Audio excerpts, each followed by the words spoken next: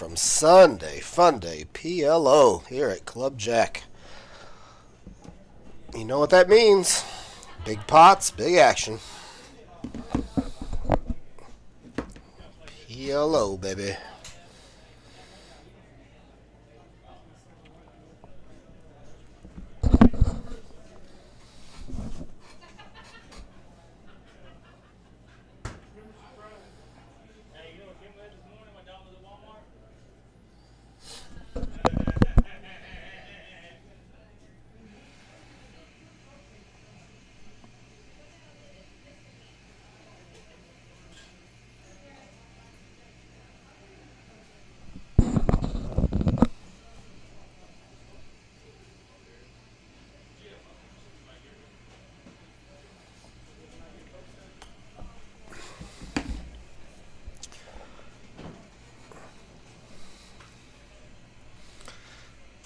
Going live a little bit early. Sunday, I know people are busy watching football. Let them see that we're live. Let them see. Give them a chance to get in here before the action gets underway.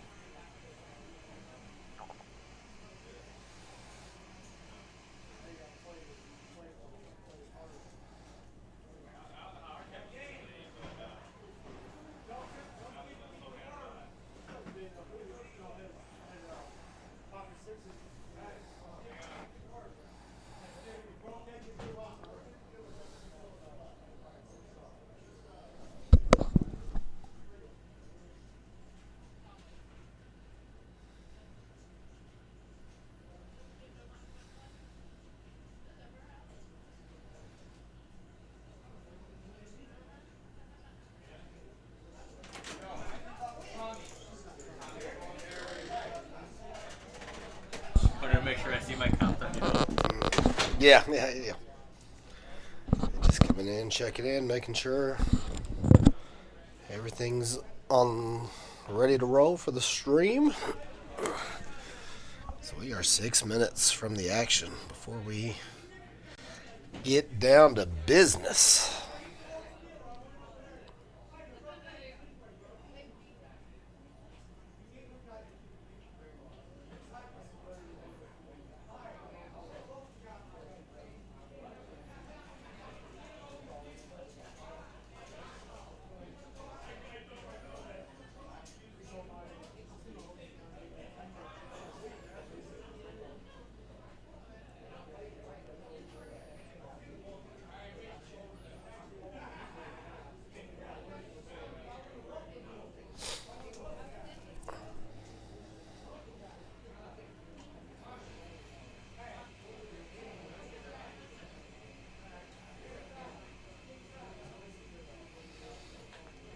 I see the viewers starting to pop in, baby. Got less than 6 minutes.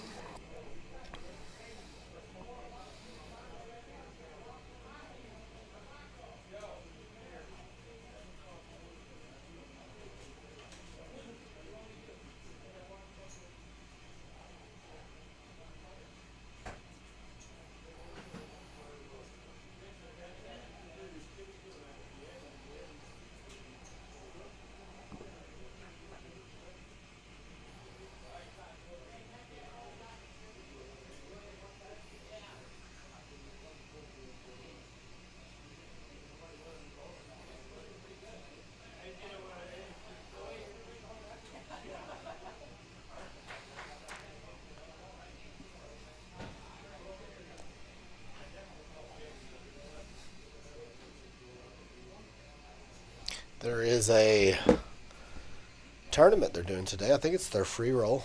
They do a free roll every day here at Club JAQK. I believe it is all in or fold today. Those are your only two options. So just like almost every other free roll, really.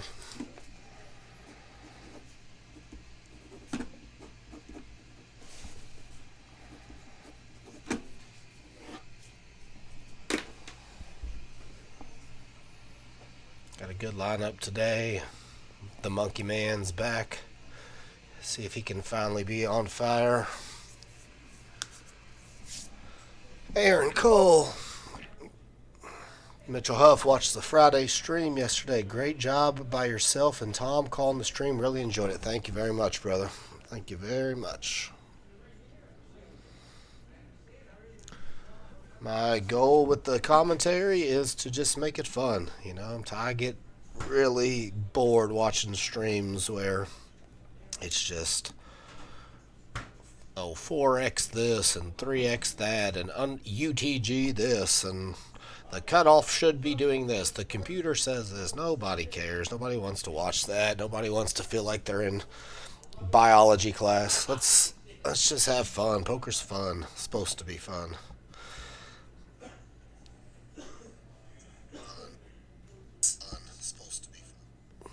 So 3 minutes. 3 minutes and 13 seconds.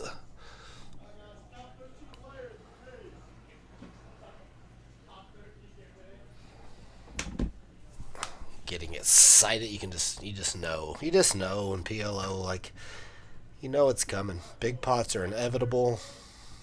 Big swings, big winners, big losers.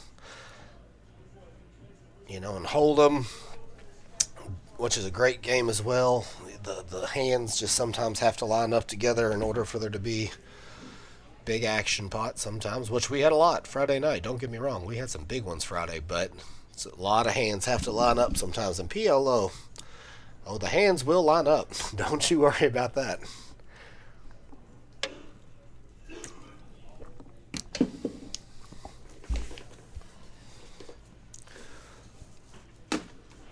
Line up with a bang. Let's take a little look here. We are about 2 minutes away. Let's see if we can go ahead and get the.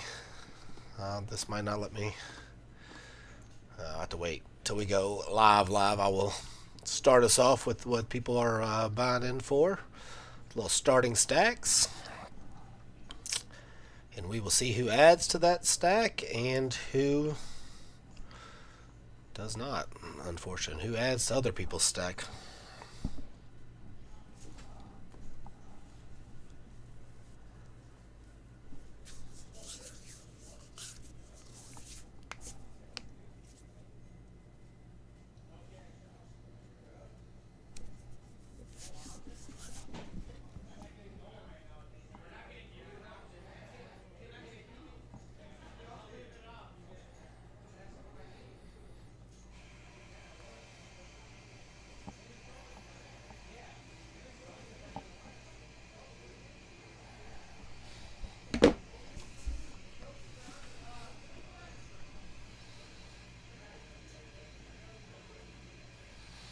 Between the Frosties and assessing Joseph's all-ins, it was funny at Joseph. Woo-wee. My man Joseph, all over the place, but and then decided to not do that anymore when he had some. Yeah, it was very, very interesting. Let's put it that way. Friday was fun. It was a good game. It was a fun game to call. There was a lot of interesting details. We're less than a minute, folks. Less than a minute.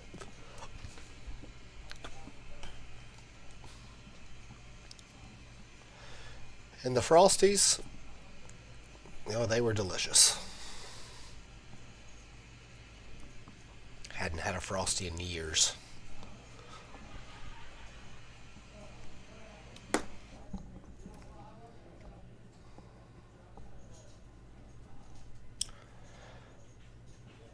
Poor George. Yep, well, George is here today. Let's see if he can battle back. And we are live.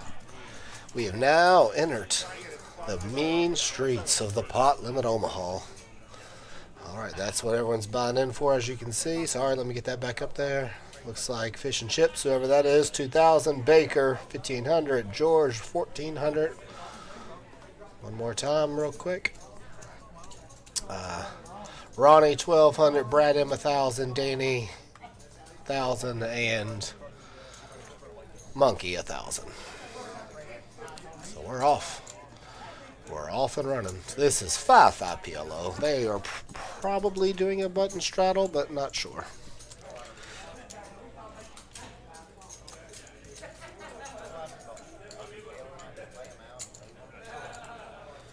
$9.73 deuce here for Danny. Double suited.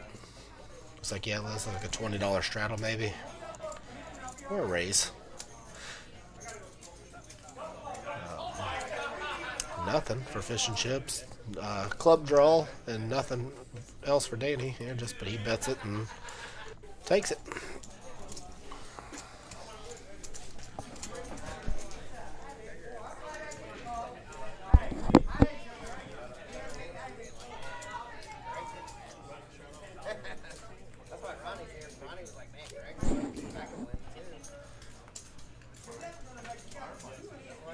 Yeah, it looks like a button straddle's on.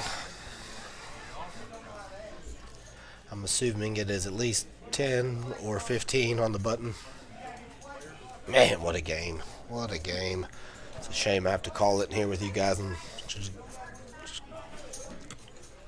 should be at the table.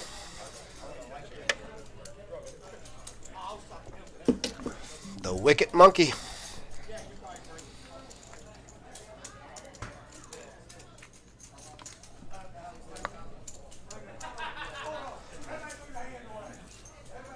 Ronnie's going to go ahead and not just call. It's $15 straddle. Richie here with 2 kings, decent kings, 1 suit, but oh, he's got aces right behind him by Danny. Not the best aces, but connecting 9-7 suited in the middle. This is an interesting spot as George calls with the pretty hand for George. Ace 10, 8-6 double suited. I like that hand a lot.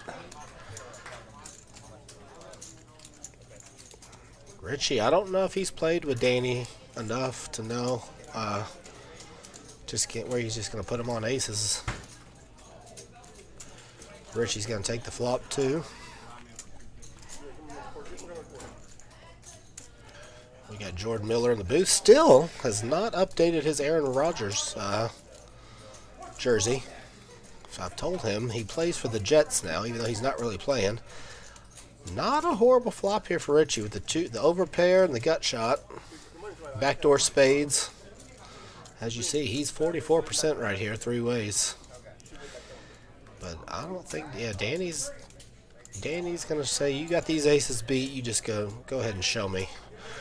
George flops absolutely nothing. This is a spot for Richie. He's not going to love it. Yeah. But as you can see, though, he's a 46% still against the aces. It's not a bad spot. Good hand, Dan. Dan the man. Let this session just warming up. Later in the session, I can see Richie calling there. We shall see.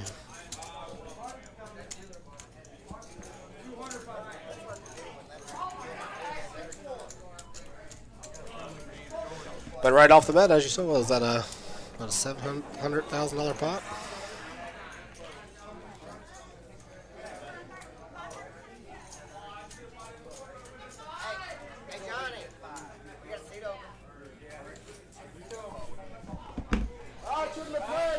Pretty hand here for Brad, 9865. Again, PLO, remember you want cards that work together. Those are all connected. He gets 7 in a piece. He's in business. Very pretty hand here for Danny. He hasn't seen it yet as he's standing up trying to give a direction to the free roll tournament. He probably called dark because that's a raising hand.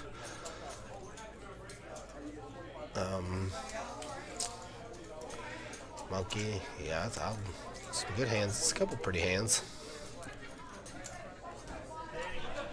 Oh, what do we got here? We just got some gut shots and top pairs. Middle pairs and gut shots. Danny with the best hand right now. He has the gut shot with ace 10. And the ace king is the best hand currently. Brad turns the, yeah, let's see, he's just going to bet and take it. Nobody had no collision yet, but there will be. Well, there was some collision last hand, but I'll set the over and under at 20 minutes before we have probably an all-in at some point. 25, 30, somewhere in there. Maybe 30. These guys have got about 1,000, but...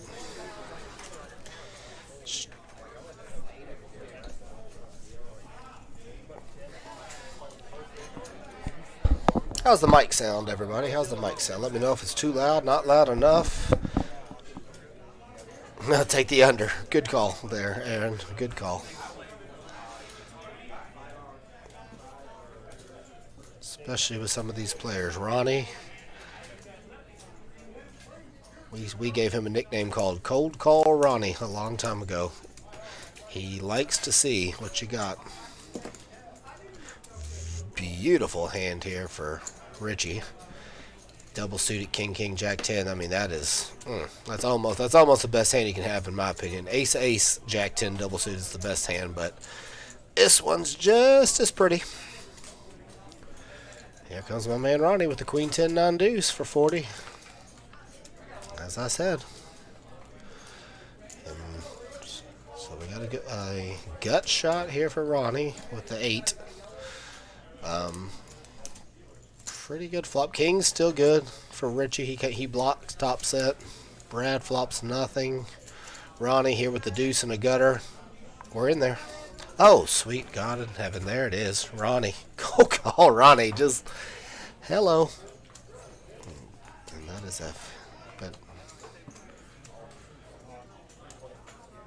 and Ronnie pots it. Baker chews his gum, shakes his head, and goes, "That's the Ronnie I know and love." Not that good. Not a good board for the King, King, Jack 10 anymore. Richie's only drawn to the 9 to chop. If he has 9, 10, granted, which he does. But Richie doesn't know that. But I think Richie's played with Ronnie enough to figure it out that, yeah, good fold. Good hand. Richie taps the table, says good hand. And this goes, wow. Really?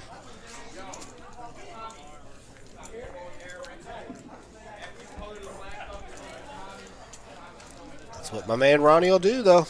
He will take the Queen 10 9 deuce to war.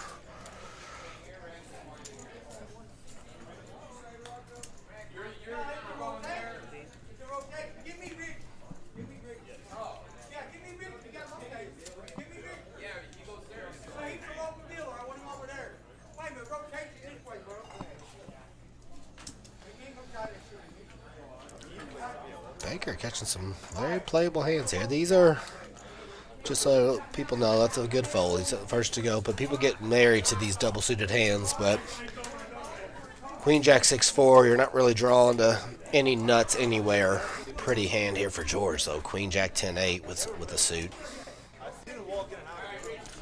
Monkey, the King 10-9-9. Brad with the Ace 10-9-9. And the old slot machine for Ronnie. Jack, trip 7s. 7-7-7. And that's just going to be all Brad. Monkey's going to lead out here with... No, he checks it, excuse me. He looked like he was grabbing some betting chips. Ronnie said, you know what? I got 3 7s here. He does have a flush draw with his Jack 7. And he's going to just bet and win. I'm telling you, Ronnie is a... Good luck putting Ronnie on the hand.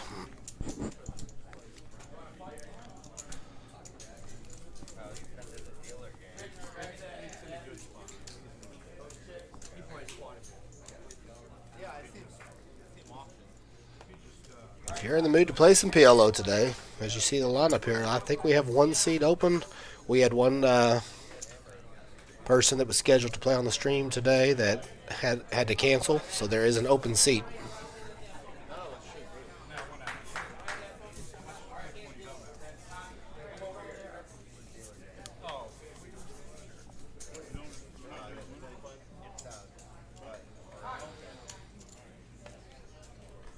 Fish and chips, huh?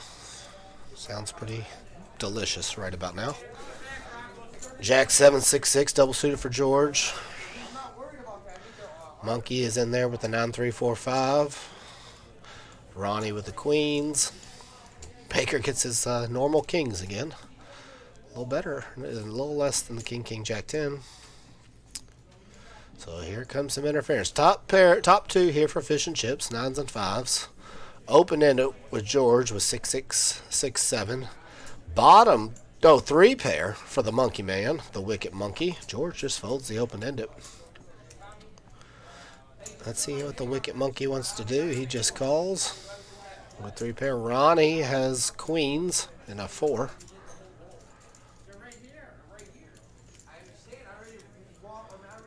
As you can see on Ronnie's face, he does not like to fold. Baker immediately folds his kings.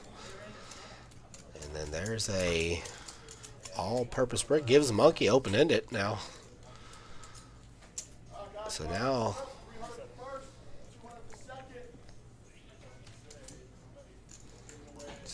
interesting spot here.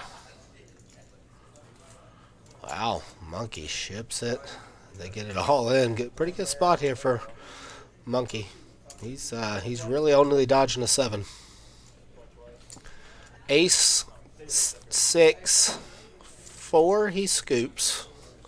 They're going to chop it a lot of times as they have the same hand with 9s and 5s. But a 7 beats him. Ace 6. So that's chop there and chop there. They both have 9s and 5s. But a pretty sweet spot there for the wicked monkey. A lot more win outs. Monkey says he almost popped that pre-flop. Who knows? He may have. I don't believe him, but who knows? He may have. And they're millionaire, and by the way, they were all in. Our under was correct. They were all in quickly. Chopped it, but still all in the first 15 minutes of the game.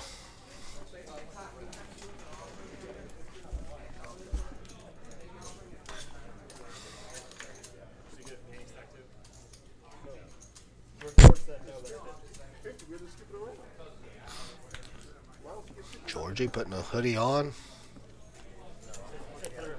Might be a little chilly out in the room. The wicked hoodie, you see. The extremely wrinkled Aaron Rodgers jersey by Jordan Miller. Baker rocking the Louisville visor and the Louisville gear.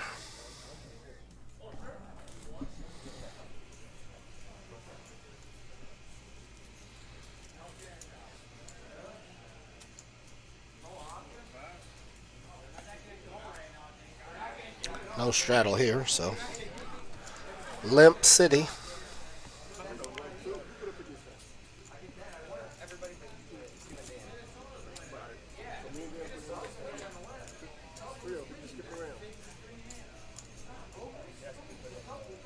It's a good game with or without a straddle. The pots get big no matter what in PLO. Straddle just makes it a little bit bigger. You can raise it a little bit more since it's pot limit, Omaha. You can bring it in a little bigger. Ace queen. What is there? Yeah, monkey's got the nuts here with the ace queen 8-8. He's not going to get anything. Nobody has anything.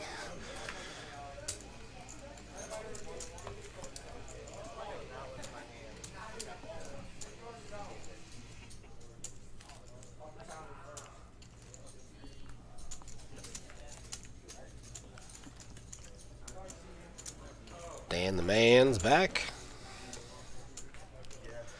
He's doing it all here. He's tournament directing. He's playing, splashing around.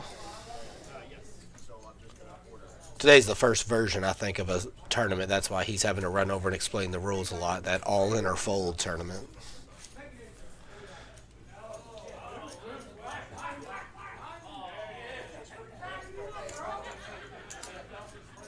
And monkey raises it up with the 8-6-6 deuce.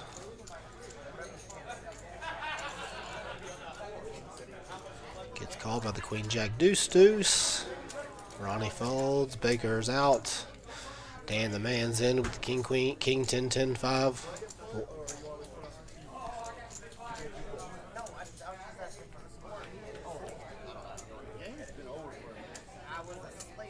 open-ended here for Monkey, who was the pre-flop raiser. Top pair for Brad. 5 pair of 10s and a 5 for Danny. Nothing anywhere else. Monkey's just got enough to kind of semi-bluff this. Those are spots where you're betting, you got outs, but you don't really want to get called. You're just kind of hoping everybody else doesn't have enough to call you. You got 4 outs to the nuts for sure. But you're not really wanting a whole lot of action when you bet that flop. One of the dumbest things I heard in the most recent time is playing football in Germany on a Sunday. Yeah, let's go 11 time zones ahead of us. Ronnie, trip 9s this time. He's upgraded from his trip 7s. He won with the trip 7s. Let's see if he... he said, I'm not going to go for it with the 9s. He had no suits this time. Danny's still out conducting the interview.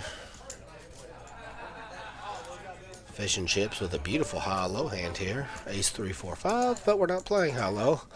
Monkey's in with the Queen 10, 9, 3. And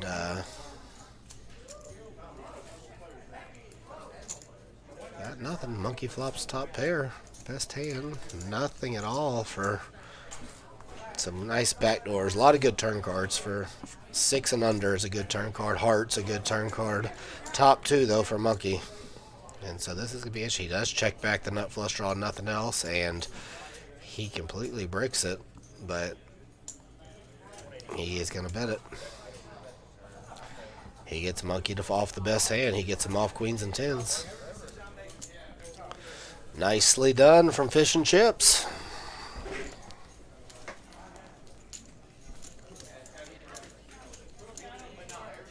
That is a thing, you know. And Hold'em, Omaha, everything. Have a plan when you're like kind of semi-bluffing. Especially in PLO, the board is going to change a lot of times. As you saw, that hand went from 1 pair to top 2 pair to really not liking his hand on the river.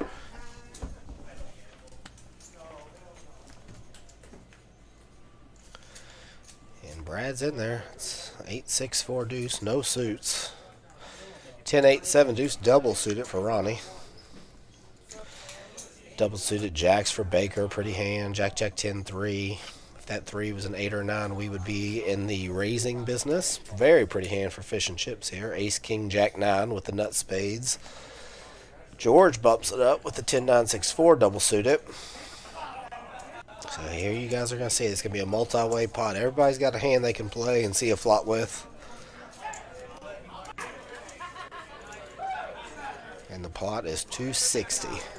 Which again, for first-time PLO listeners, now that means they can only bet up to $260 at this current time in the hand. Middle set here for Baker. Diamonds are out there. Kind of a, oh goodness, Baker's running bad at the moment, but he and Monkey has just been absolutely on fire for 3 or 4 straight weeks here. King, Queen, 9, 9, he just turns the stone gutter with 2 10s already dead in other people's hands. 3 10s already dead, so just the 1 outer. Couldn't have been a diamond, leave the other diamonds out there, I think, but it's absolutely insane. And he's a potter. He 250s. Baker knows he needs to pair the board to continue. He's got it. Yeah, he's just not going to go for it. 1 card to come. Ace. Yeah, he just... Oh, the board did pair. Baker folds jacks. He would have made jacks full. But I understand Baker's folded the... And look, you know... And here is my man sitting down, Big Sims. Absolute legend around these parts. If you know, you know. And if you don't, now you do. I call them pops.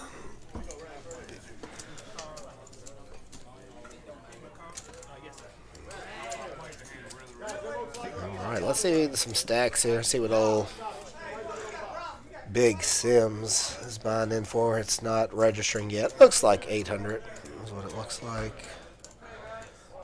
You might have to wait till he plays a hand. Let's see what he's winning, losing. Baker down 455. George about 340, 240, 150. No big, about a couple $500 winners. Monkey on fire still.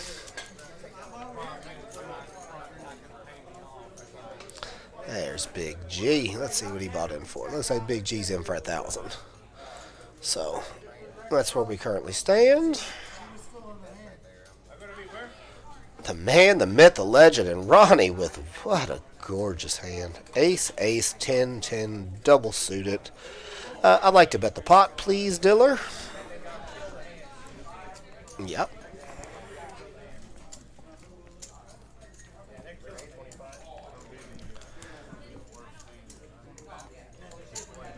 You can make it a quarter to go, but man, that's a pretty hand. Big G though, just as pretty of a hand right behind him. The ace, king, queen, 9, double suited. Monkey with the 954, not a good hand. Queen, neither does Brad have a good hand, but they're priced in, and here we go. Here we go. Ronnie flops top set, but Big G with 3 pair. Aces, queens, and 9s.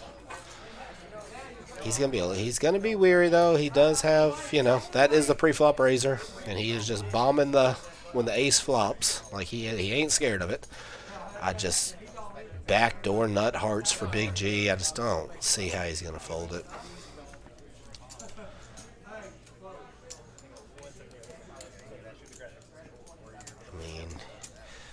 Ronnie could easily have 2 kings with the king high spades, like a king jack, where he's got a gut shot, nut spade draw, repping the aces, even though he doesn't have them, but he does have them. That's why PLO is so beautiful. Because you could comfortably bet the kings here as well with the spades and the gut shot. And let's say you flopped 3 9s, you're just like, damn, really? You just got 3 aces? Big G just smartly just calls. He's going to proceed with caution, see what the turn brings. I don't think any other hands continue, and they're going to be heads up here. No, we don't want to see a... So here's what we're talking about, right? Now, 4 pair here for Big G, but if he was betting those kings with the king high flush draw, he did just turn you. So if he had like ace, king, queen with king high spades, hands like that, I mean, now you got to be extra careful. Your hand looks extremely big if you're Big G. But as you can see his face, I mean, he's got a monster, but it's when you got a guy who's the pre-flop raiser, and then he bombs the flop, and then bombs the turn. I mean, the jack 10s are there. He's got 2 10s in his hand, Ronnie does, so it's not that he's necessarily representing that. He's just not scared of it as much. And look, Big G, seasoned player. He knows. He's like, I've got everything, but you just keep betting it, so you must have a little bit more than me. Like I said, I would think I was beat, but I would really think that there's a very good chance that we might have the same hand, and he's just going to free roll me to spades. Phenomenal fold, Big G. Show him how to play PLO. Don't teach him though. Don't teach him too much. Great fold. That is just for the people that don't play PLO, that is a perfect example of where it looks like you have it all, and you saw he was drawing dead with 4 pair. And so he flops huge and loses the minimum. Great fold, Big G. That's why you are the legend that you are.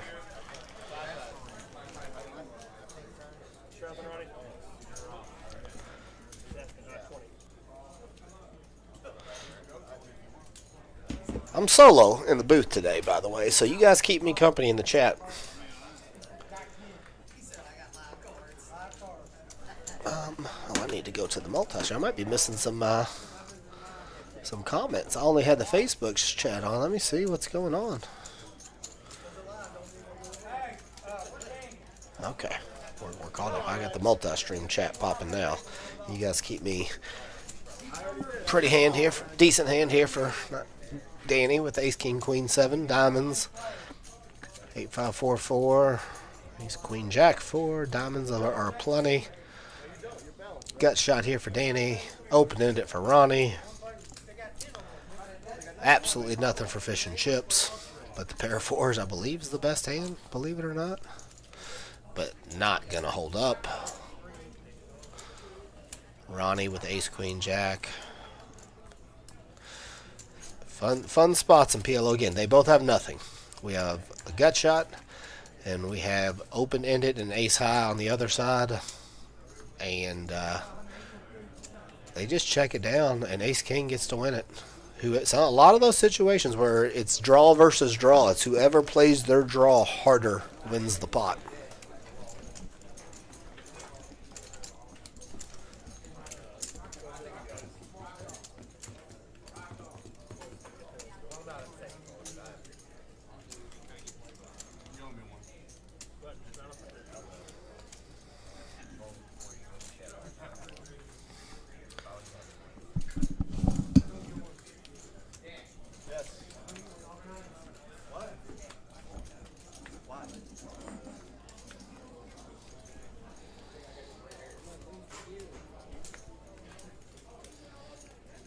Danny just folded the king 10 10 8.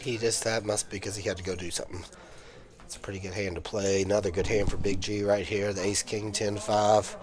One suit, but you got your Broadway cards, but you also have that little deceptive wheel. Ace 5 could very well come into play.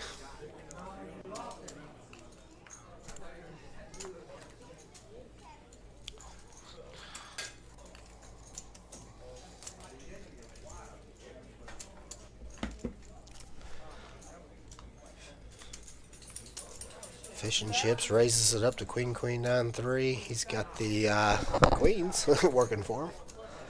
Brad with ace, queen, jack, 4 with the suit to the ace. Ronnie with the 9, 9, 8, 4. He wants to see a flop.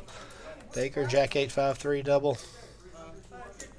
And here we go. Let's see. I know that Baker's got a little something there. Yeah, Baker's got a jack and a flush draw. Brad's got a jack and nothing else.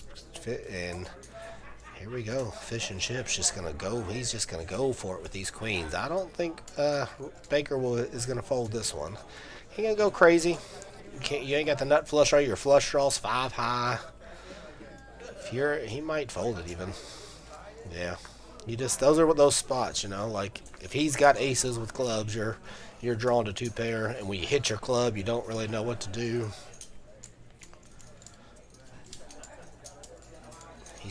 Baker playing a little conservative route at the moment.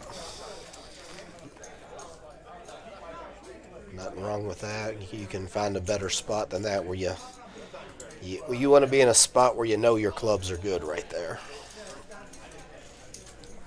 If you know your clubs are good, you can proceed. If you're guessing, you don't want to be in there guessing with the 5 high flush. George here with aces, not the best aces. This is the difference between PLO and Hold'em. He does have one suit though, so we will be probably limping. Yeah, that's a limp hand. Love it. He's not. It's a very pretty hand, but Monkey had to fold it. Ronnie's got the 3 Broadway cards, King, Queen, Jack. Now, because that's Ronnie, George might pop it up here. But I can understand just a call too. He did pop it up. George limp raises, but see the problem sometimes now he's going to get 3-way action I think with his aces. No, fish and chips lets it go. So still, oh my, good luck Georgie Poo as Ronnie has flopped the wrap. He's got an 8 to a king to make him a straight. He's in business. Backdoor hearts. George doesn't like this flop that much. I mean, yeah, he'll probably check fold it because I mean, George knows even if he's got the hand he's got, he doesn't really. Yeah, George. Just gotta let it go, buddy. Disgustingly. Beat my aces. Good job. Even though you didn't technically beat him, you flop. I mean, that's a pretty good flop. Go to war. Go to war.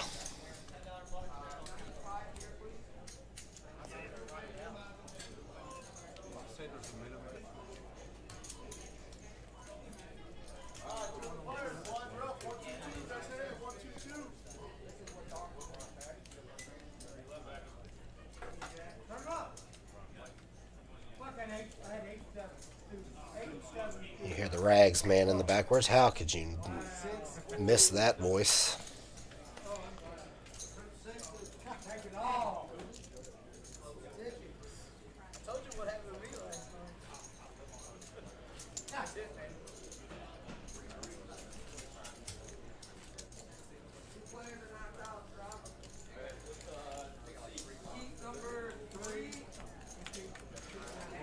Brad is in there going to war with 3 kings. Big G, if he's in, he flopped 3 fours here.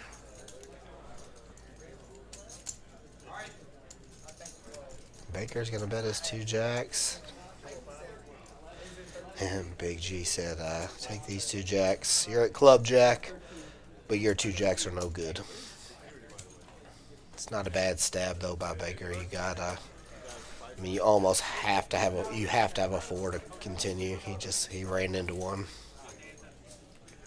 You risk 50 to win 200. If no one has a 4, you just pick it up. Big G flopped a boat, 5-4, excuse me. He didn't flop just a 4.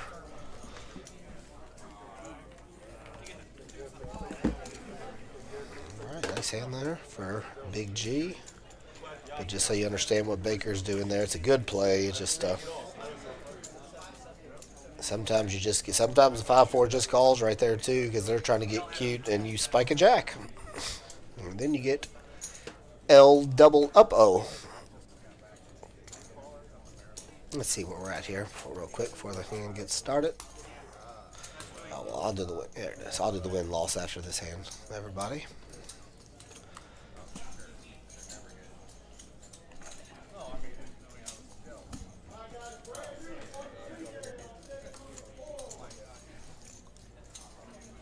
And something else, just that Baker's little bet accomplishes right there, just to give you guys some insight.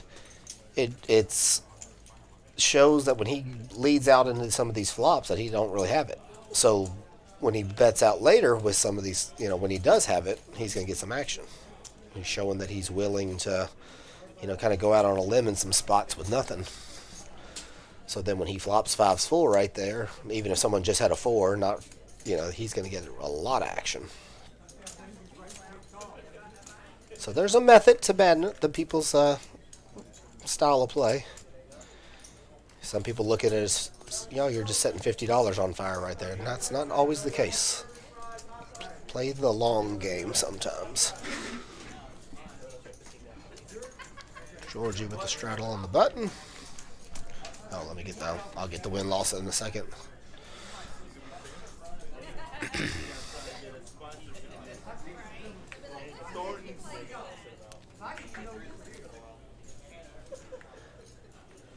Monkey's never seen a pair he doesn't like. Queen, Jack, Jack 3.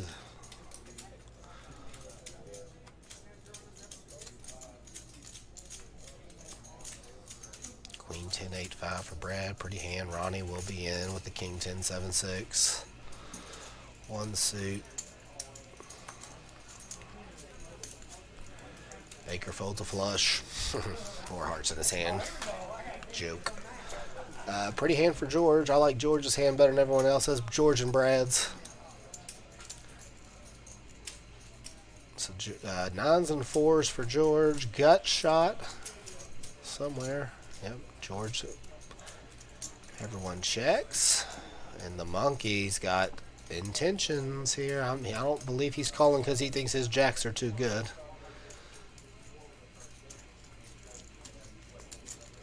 Let's see what the wicked monkey decides to do here. It's a great card to just start betting. He checks it now. But George does make kings, 9s, and 4s.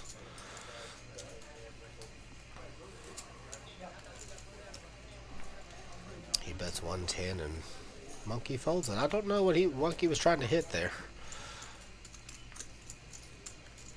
He had no straight draw, no nothing. I don't know if he was, I mean, that would have been a good turn to bet to represent Ace King or something like that, but I guess he thought better of it. I don't know if it would have worked. George might have folded kings and nuns, but oh, Jordan, God, he's speed of light dealing. Let's quickly get this wins up here. Here we are, no one. Danny up 600, 500 for the Monkey Man. Sorry, real quick. Big G, everybody else about even. Baker down 600 or so. That is one hand in the mean streets of PLO, though.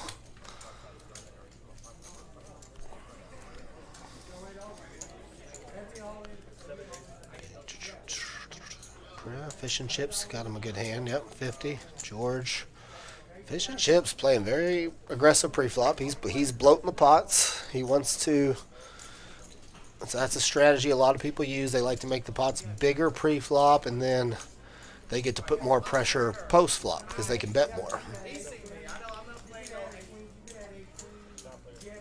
So I believe that's a big flop somewhere. Yeah. Queens and threes here for Brad with a queen high flush draw.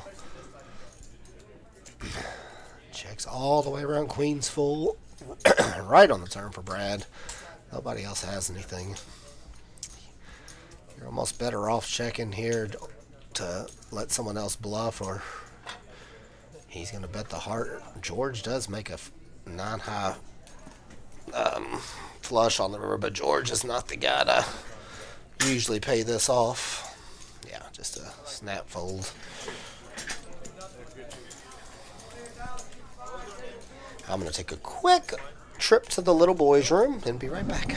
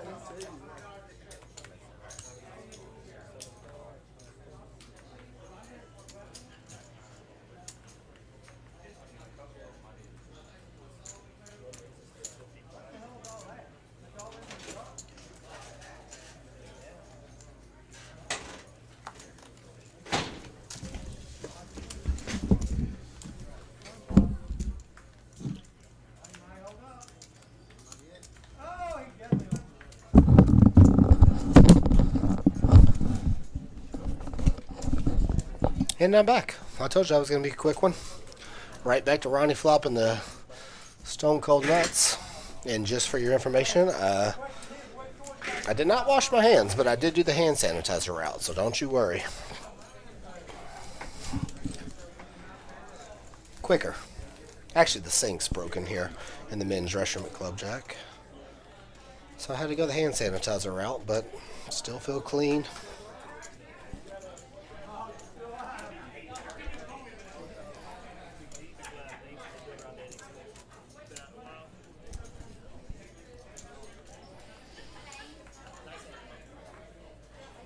There is a tournament today. I want to say it's a $50 tournament.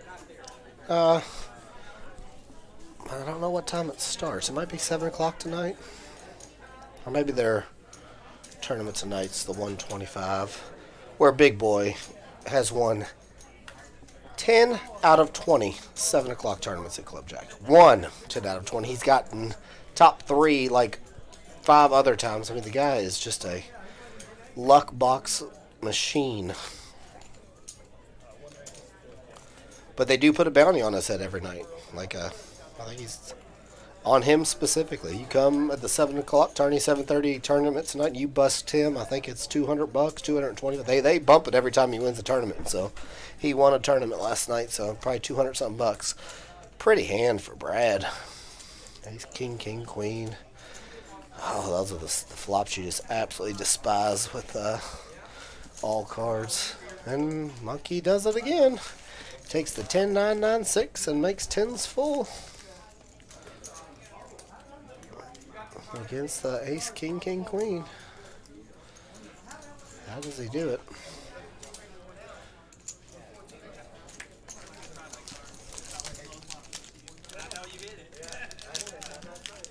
That was actually a really good bet, though, by Monkey on the end. I mean, he got paid off. I know it's only like 25 bucks or whatever he bet, but some people make tens full there. You know it's the nuts, and they bet kind of big, and the aces just fold it.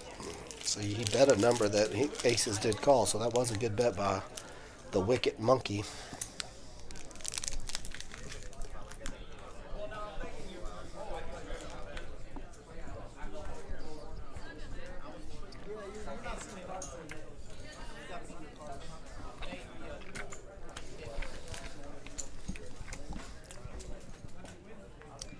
Fish and chips now with the ace, 7-6. Monkey. Oh, I think Fish and Chips limped, and he's going to get action from. I believe he's going to pot it.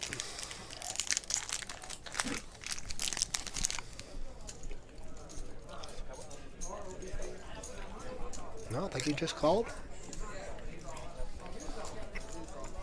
Let's see if Monkey can beat the aces again. No, terrible flop. So this is interesting because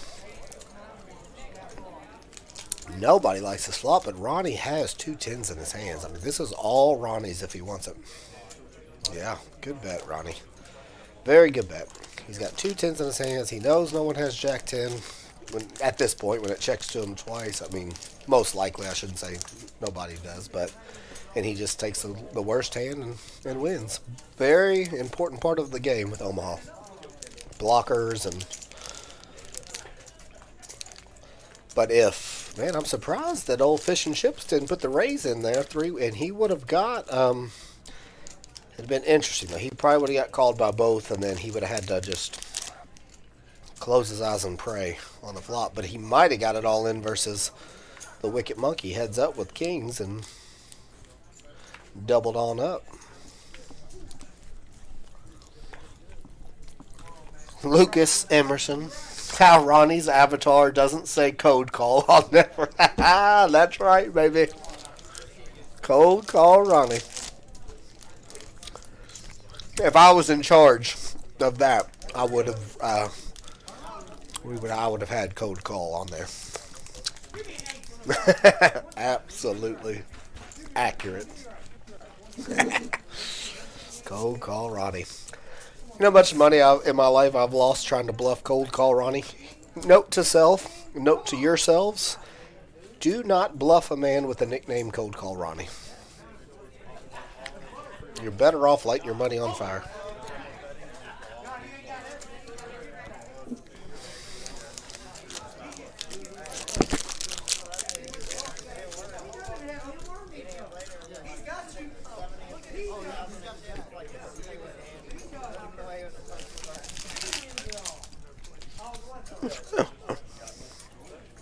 So good. So good. If you ever play with Ronnie, you know what we're talking about.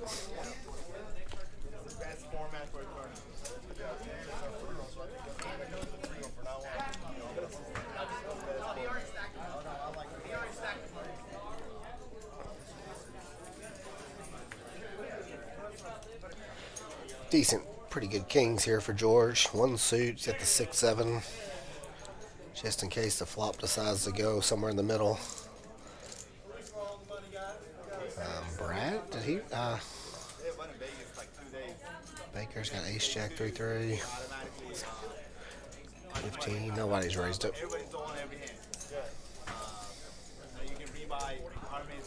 Now Big G with ace 10-10. Second time we've seen it. His are not suited. Not even the other ones were double suited.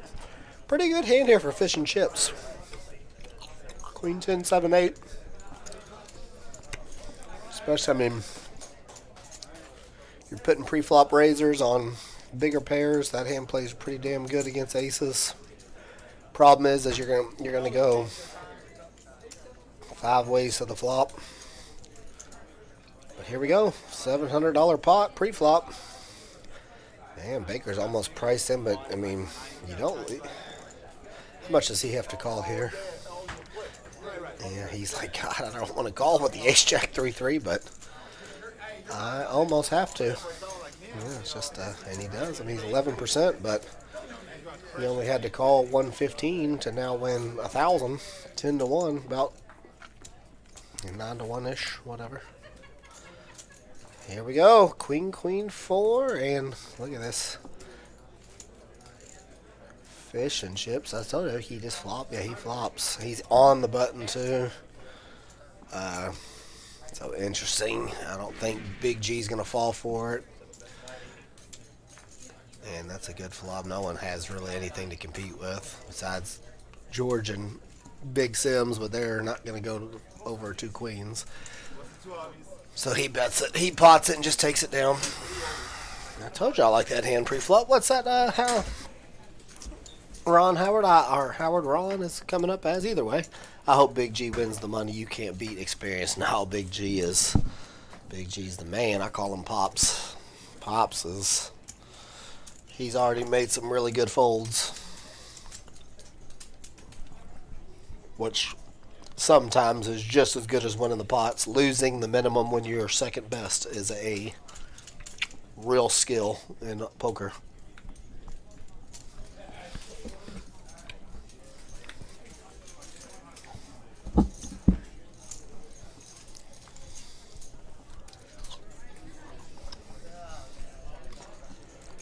Nine, 6, 6, double suited for Brad. Double pair hands are good. Double suited hands are good, and he's got both.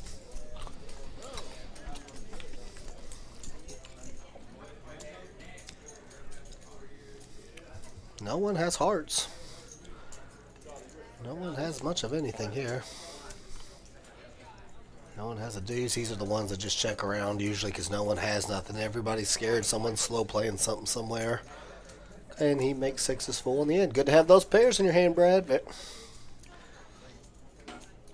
nobody has anything to call him with. Monkey shows him 2 kings like that, so I'm kind of good. Like, I'm making a big fold here.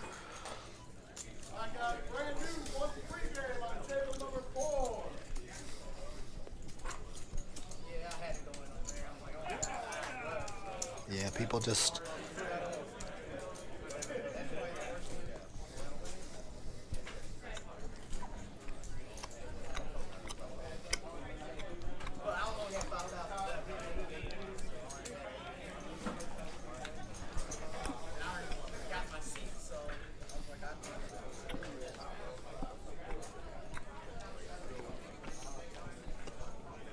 It was the actual grand opening weekend here at Club JAQK, and man, it was action all weekend.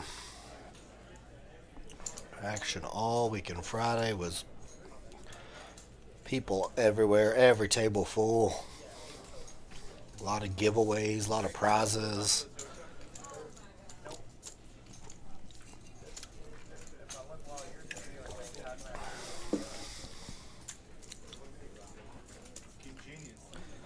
See what we got here. No one has an ace. We do have a gut shot straight flush draw for Monkey. He loves those kind of hands. His straight flush is dead. Ronnie has the 8 of spades. He turns open-ended with his flush draw. He'll probably get a little aggressive here. Baker has the same open-ended. I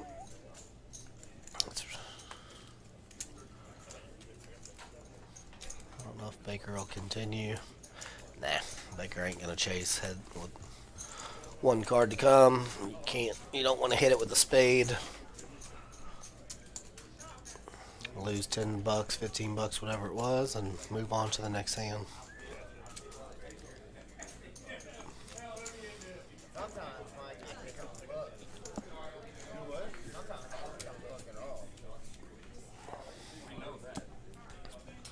We're due for an all-in here pretty soon. Just inevitable. We had that pot balloon pre-flop with the, it's about 1,000 pre-flop. Unfortunately, just one player flopped so big, no one else had anything. But oh yeah, Ronnie's in there. Pretty good hand here. Ace 9. Even though he has 3 clubs, 6, 7, 9 work together. Clubs are good. Baker's hand's really pretty. Jack 10, 9, 7. They all work together. He's looking for an 8 and a piece.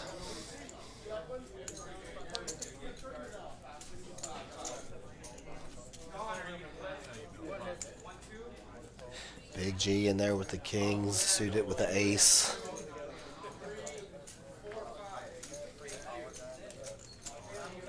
George in there with the 10, 10, 8, 5. Monkey in there with queen 4, deuce, deuce. And here we go again. Monkey just flops bottom set with the 4 gutters. And George is the only hand Fish and Chips has. Oh, here we set of 4s. Oh my. I didn't see that. He's got a set of 4s and the gutter. And Monkey bets 250. This might be an all-in hand here. Set over set, and Monkey, yeah, he just pile. Does he pile it in or just call? He just calls. So we need, and that's a Monkey just re-entered the chat with turning a flush draw. But see, this is the interesting spots here because you don't have the nuts with the set of 4s here. 5, 6 is the nuts. Ace 5 beats you. You don't love it, and turning that diamond gives Monkey the chance to apply the pressure. He's only got 1,000.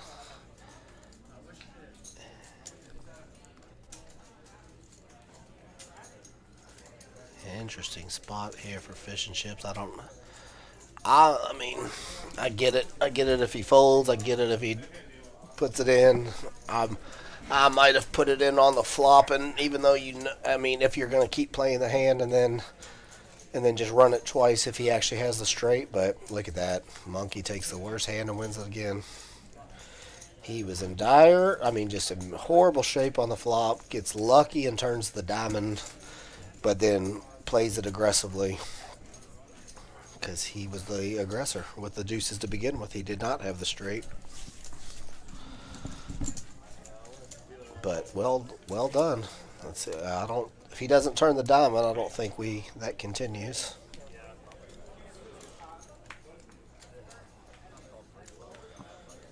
That's what I wanted. That's what I was saying earlier about sometimes when 2 people have draws. They don't have draws right there, but they both have. They really kind of do have draws because the other ones, neither one of them have a straight on a 2, 3, 4 board, and they're potting it, so they're both drawing to boats technically. Monkey played his hand more aggressively and took it down.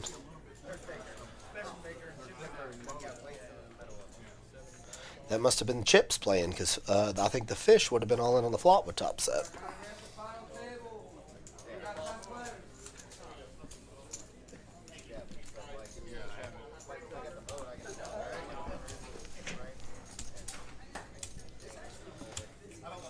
Ooh, pretty flop here for Big G, even though the nut diamonds are out there, so his hand kind of shrinks up. But he's got to wrap the King Queen 10 with King High diamonds.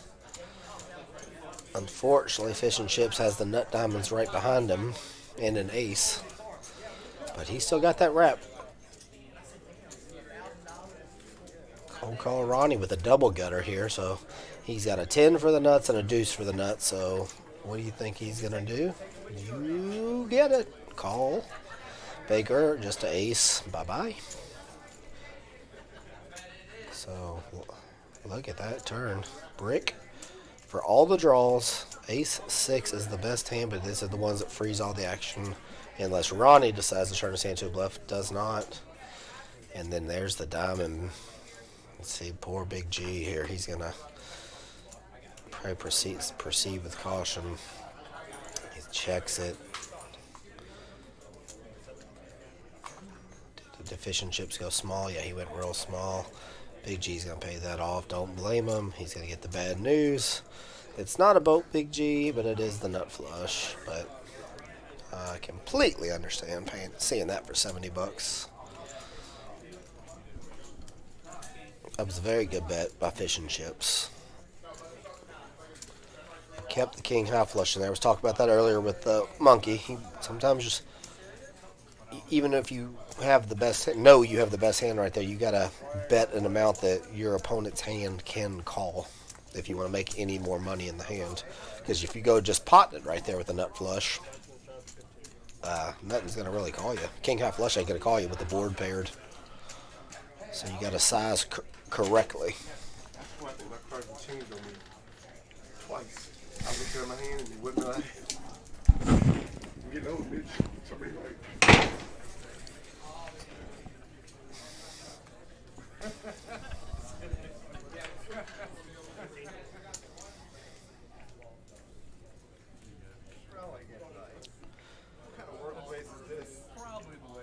Ace, queen, jack 3 for Monkey. Fish and chips with the king 6-4 deuce double. Nobody has a hand they want to raise with, so 5 ways to the flop.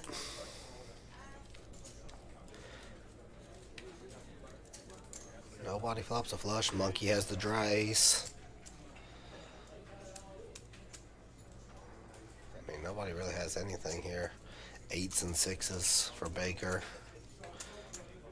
Let's see if Monkey puts the pressure on with this dry ace. Yeah, he does. Here we go. And he knows that's a good spot. He knows Baker too. That's a good spot to do it against. But man, you got to show it. You got to show it, Monkey, and he will.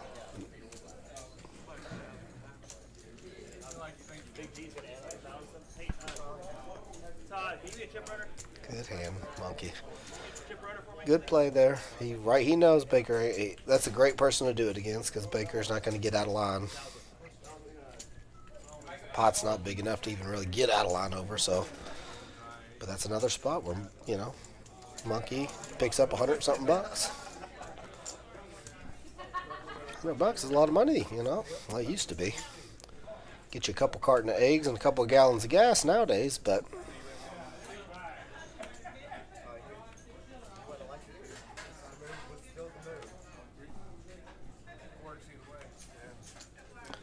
Ooh, pretty hand here for fish and chips.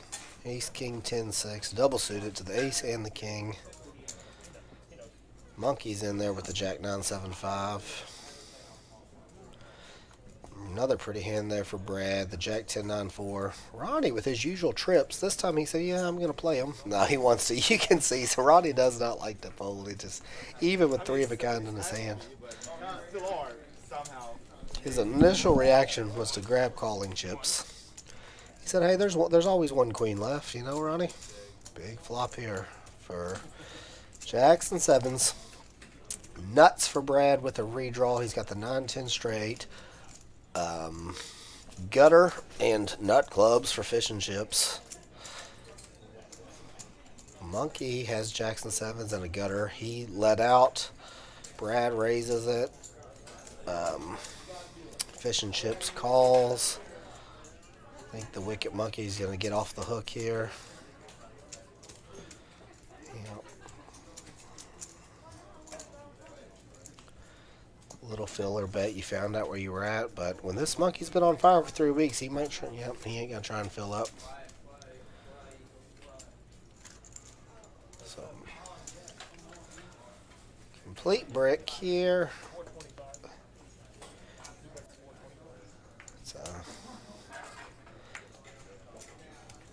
So he has 2 pair as well as the nut straight and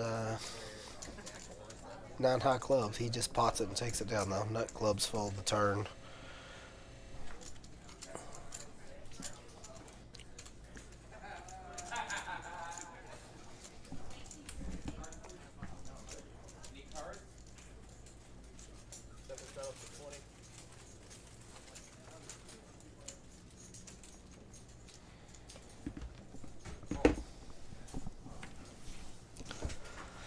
Club JAQK, Louisville, Kentucky, where the players play. Sunday Funday. George said, fold this hand. I've got Doritos to eat. I love me some Doritos. That was my favorite chip as a child. And I can't say that as an adult that has changed. I still love me some good Doritos. Red or blue. Doesn't matter. Depends on the day. Depends on the sandwich. Put the Doritos on the sandwich. Fish and chips with kings and eights. One suit. Big G, love his hand. Jack 10, 8, 7. He folded it pre. Or am I missing something here? Yeah, he folded it. Okay, I don't know what just happened there. Let's look at the Dan's back. We knew you meant the poker table. I know you ain't. The fight doesn't end, Gary. Told that guy, he's like, I'll take you outside and fuck you till you like me or something. What was that line? Gary, the fight never ends. Once it starts. It ends with me. I'm a guy. One of my favorite things at the poker table when they start talking about fighting or playing sports or wrestling or boxing, all the fake tough guys come out. They're all tough all of a sudden, yet they never fight, they never wrestle. I digress. Beautiful hand here for Brad. King, 10-9. The monkey says he's not afraid. George loves these conversations. As you see, Doritos down, he's in. He's ready to talk about wrestling, fighting.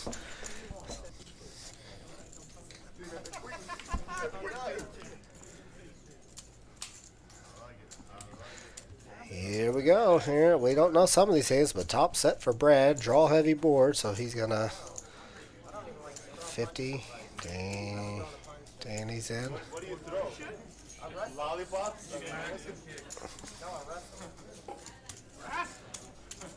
We've got the two unknown hands versus top set. And Quadzillas for Brad as it's probably it. He also has the 10 in his hand, so 10's full, less likely. Oh, this could be, I mean, how crazy would it be if Dan has pocket fours right here and we get quads over quads? Oh, that's a very good check by Brad. He checks quads. I mean, this is interesting. I mean, don't think Danny's got the quad fours. I think he's just on the stone bluff. Maybe he made the flush.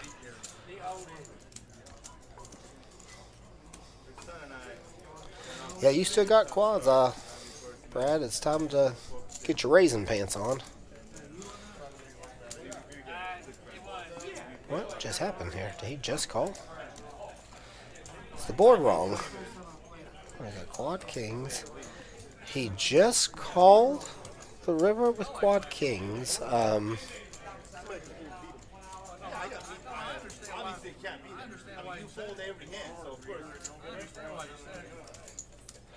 Something must be off there.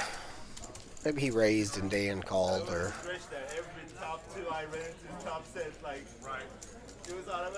either way, quads scoop the pot.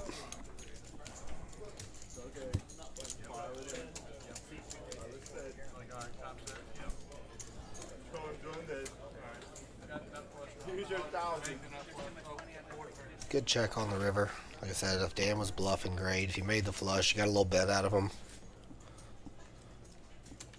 Dan's aggressive, so he's a great player to check too.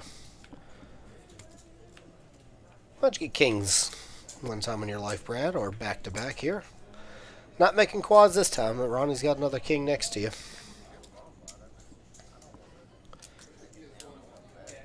King, 8-8 deuce. Ronnie, you have a pair, pal. We know you got to see if you can spike an 8. Baker in there with the ace, jack, 10-3. Danny, 3 betting it up here with ace, 7-4-5, 3 diamonds. Oh, I think I really like George's hand here. Queen, 10-10-9, double suited. The monkey's double suited. The monkey's been on fire for a month. Not a bad hand either. Queen 9-6-5 double suited, but as you can see, you know, his hearts are good, clubs not. And here we go. We are 5 ways to the flop for 100, or 6 ways to the flop, so there's 600 out there, and here we go. We've got ace 9. Oh my lordy here, what's going on?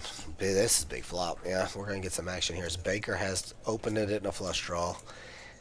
Danny has aces and a gutter, a bad gutter, ain't no good. We have Monkey with 2 pair, 9s and 6s, and a queen high flush draw, second nut flush draw. But Baker with 490 will be getting it all in here. I'm pretty positive as the Monkey just calls. It's a scary spot here for Baker. I mean, he's not sure his hearts are good, but you also have that ace. I don't think he can fold on this spot. It's just his hearts are not good, but a re-rip and he could. Oh wow, but tight fold there by Baker. He's just gonna make sure he's gonna find a better spot. And this is going to be, now Danny turns the nut diamond draw, and we are about coin flipping, but Monkey's got a little bit of the best of it. But Monkey does not love 9s and 6s, and he probably thinks he's just drawing to a heart only, the Monkey on fire, and now he has to call 550. But he might.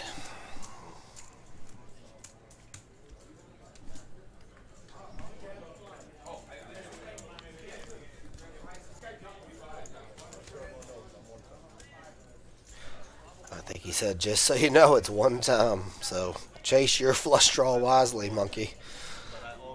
It's actually a very good point. If he's putting Monkey on a hard draw, that's a good thing to say. Yeah, he's going to get Monkey to fold it, I think. You don't think your 2 pairs any good here. It actually is the best hand, but you don't feel like it is.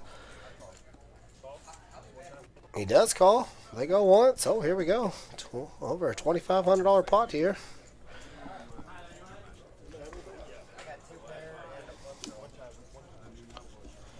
Yeah, he's got a lot of, it's a coin flip basically, but Monkey's got the best of it.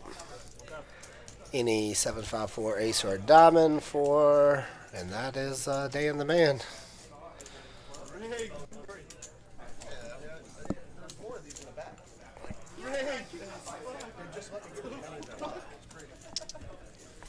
$2,500 pot to Dan the man. Monkey almost folded it, even though he had the best hand. He didn't love it. I understand contemplating it. I forget what he called on the flop, about 250, 300 maybe. Oh no, has the Monkey finally been extinguished? The wicked Monkey, he was on. He's been the big winner in this game for every weekend. But that's his first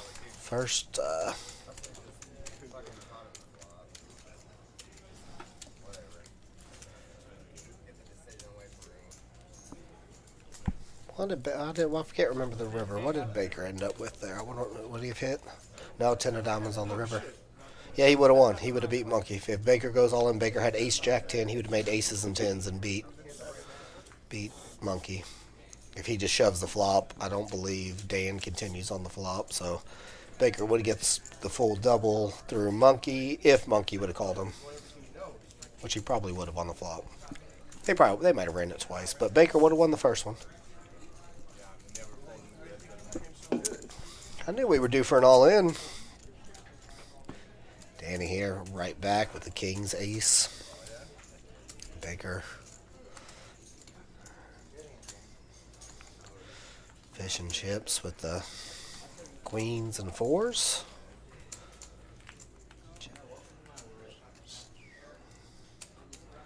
And top set here for fish and chips. King high flush draw for Baker. And a pair of 8s. A wrap for Ronnie, the Jack 10-9. He's got the inside wrap. A 9-10 or Jack would fill Ronnie straight. The Brad has just the gutter, Jack 10, nothing else. So he's fish and chips. Pops it on up here with top set. Danny's just got 2 kings and the ace of clubs, so he was... That's probably just a bet fold here for Dan. Another club we would not be folding. Baker's like, what is going on? I just keep getting all these spots where it's second best and drawing at second best. Clubs were live there, but Queen's real good hand. Baker asked Dan if he has the dry ace. He sure did.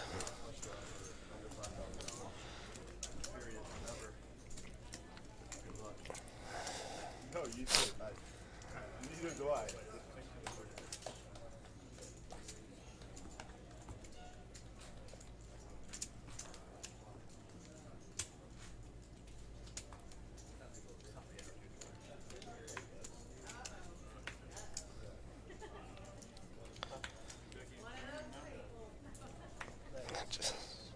Just all right. I'll be right back. I just got a text from Big G's son. He's sitting out in the parking lot to change Big Sim's tire on his car, but Big Sim's is not allowed to have his phone on him, so I'm going to go let him know his son's here. I'll be right back. Let me see this flop real quick, see if we can... The tire can always wait, you know?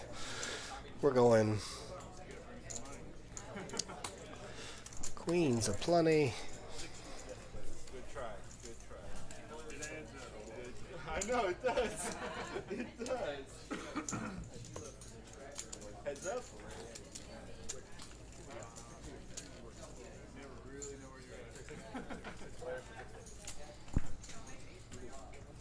A lot of hands connected here. We've got just a nut flush for Baker. He's patiently waited. Get you a pot, Baker. Be right back.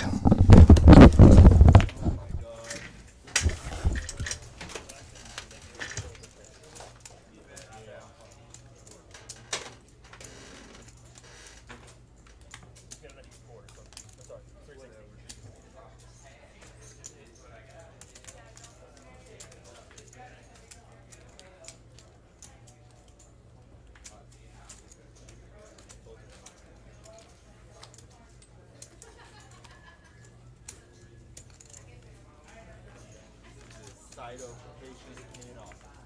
Yeah. Like you fold 200 hands in a row.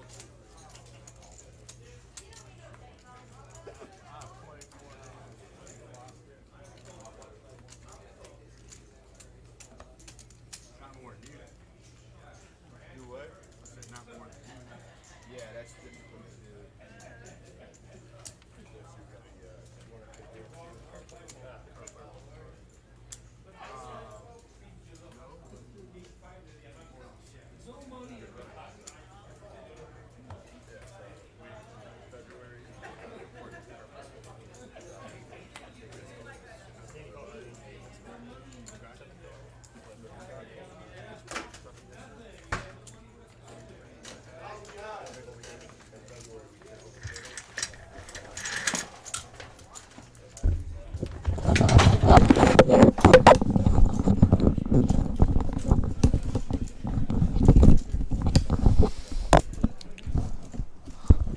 We're back, and I got the message relayed to Big Sims, and his tire's getting fixed in the parking lot. Everybody's happy. That's the good thing, you know, about this stream. They don't have their cell phones on them, so his son is in the parking lot trying to let him know he's here to fix his tire. Can't get a hold of his dad. Hits old Mitchy Mitch up in the commentary booth because he knows I walk out. So I don't know, 15 minutes. You might see me walk out on stream and tell Big G the news. Oh, we got here. Big flop for the Monkey Man. Top pair, nut flush draw. Man, Baker had a pretty hand pre-flop. No one has any. Oh, set of deuces. We're going to get it all in here. Jack and these two will battle again.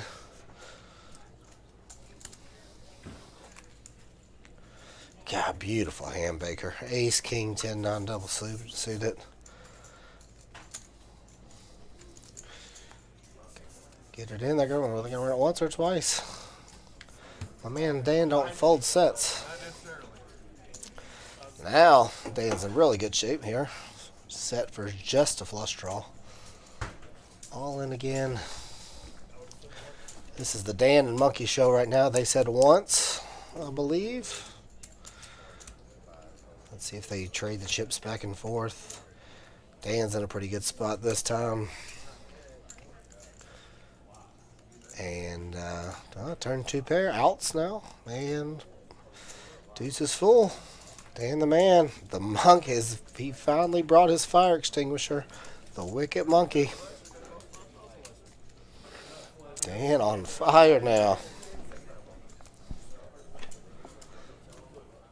And there's the quick count reload.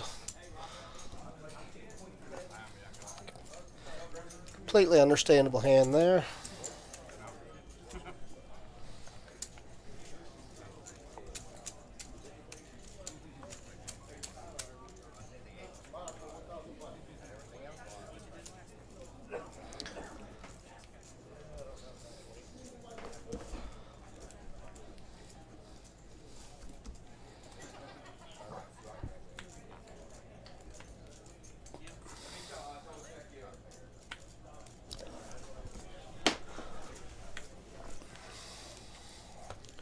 Oh, beautiful double suited aces for Big G here. He's first to go. I like to see a little limpy dimpy from Big G here, but that's not his side. I'm pretty sure he got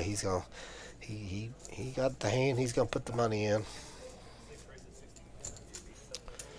Yep, he just comes in, brings it in for 65. A pretty hand for George. Did he call it? Ace Queen 10-8. Yeah, for sure. Monkey. We might have a wicked monkey on tilt, although he plays hands like this. 7-7-5-3, though, just not a good hand.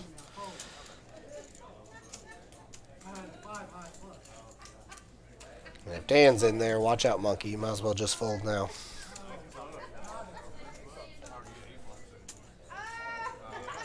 Oh boy, big flop-a-roozy here. So Big G's got nut clubs and overpair. And he just says, you gonna beat these aces, you go ahead and beat them. He's gonna pot it, which is basically he's not gonna be folding a raise monkey and has the 2 sevens blocker and a 5. He's like, damn, that's what I was gonna do. And Dan he doesn't have the 7, he's just got the 8 in the gutter.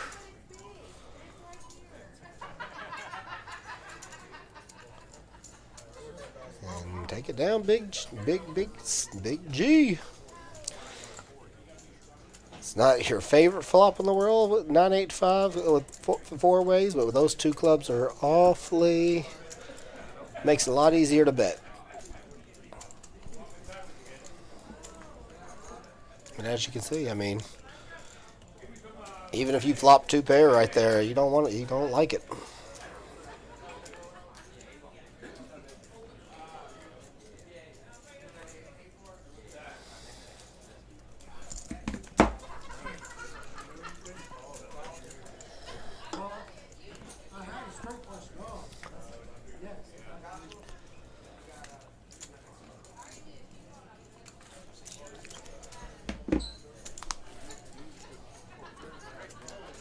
I don't know if we've seen the monkey stuck yet. He's got a real hand now, though. He's King 10-4, King High diamonds, but and not just monkey, just people in general. It's just like I tell you guys all the time. That's what's fun about poker games. Like, you know, monkey has been playing a certain style, a certain. Let's see if that aggression kicks up now that he just went from a $1,000 winner to a $1,000 loser. Mentally, that can be hard sometimes. Big G with another beautiful hand here. The Ace King Jack 6 double suited.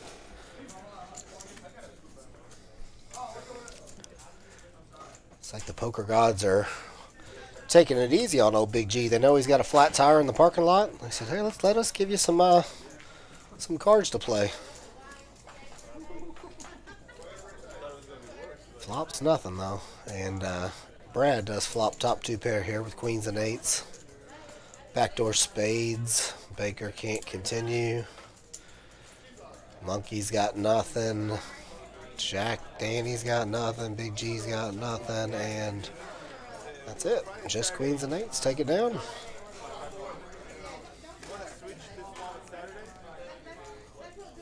now. So let's see where we're at now. So just in the blink of a couple 20, 30-minute span, we are now at Danny, 2,000 winner. Brad, 700 winner. Fish and Chips, 500. Ronnie, 200.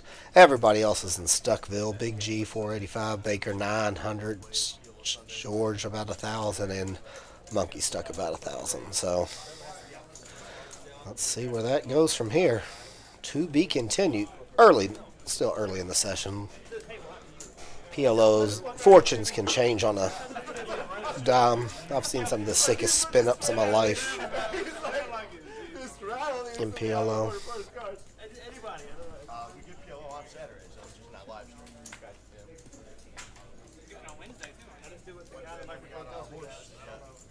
There is a seat open still. If any PLO players in the chat want to get in play, I'm George with the gorgeous 9865 double suited. George is munching on there. He's got a little Monkey with the JAQK 9-3 one suit, just 10.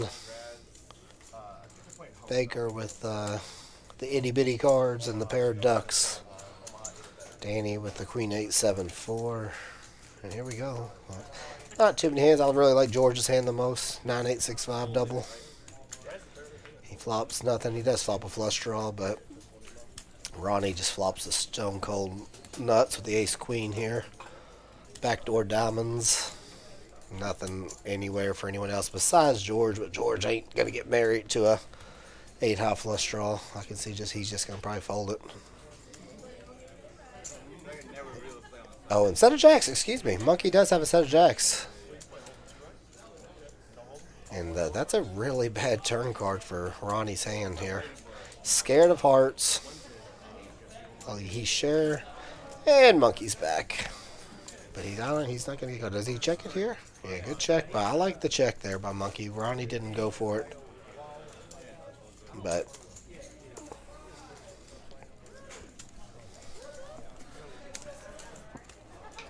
Monkey trying to light his fire back up.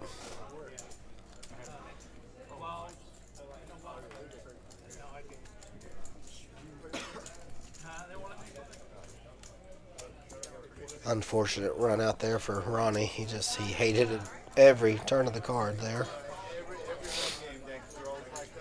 I think Georgie's straddling a quarter on the button.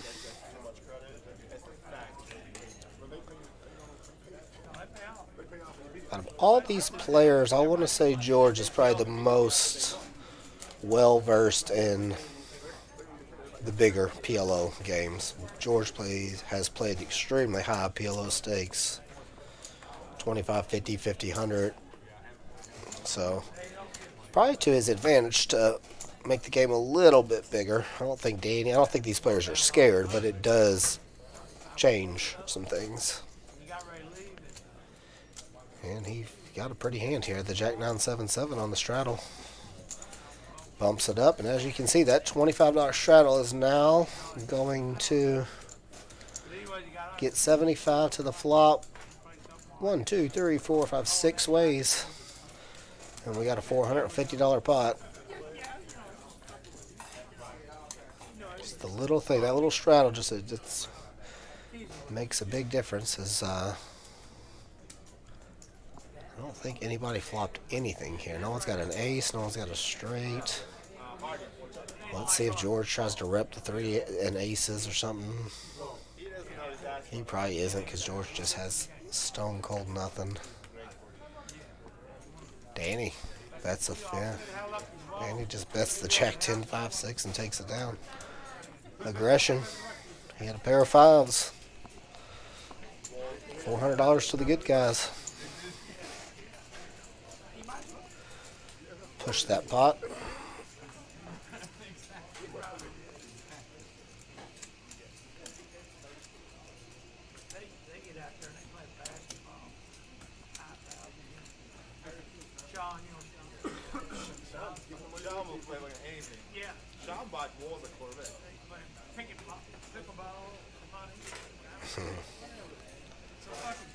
Man, Sim's big G telling some stories. I could listen to him talk all day long.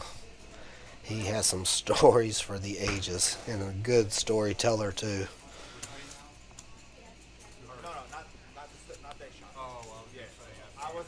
Nice hand here for Ronnie. King, queen, 10. Jackson 4s here for Brad M. Big G with king, queen, 10, 6. Fish and Chips, Papa Doodle Doo with the 9884. Yeah, he's being aggressive pre-flop. George, pretty Jack, 10, 8. A lot of these hands interfere if we get the right flop. Yeah, Monkey's back to his kind of reaching with some of these hands. The 9, 7, 5 deuce.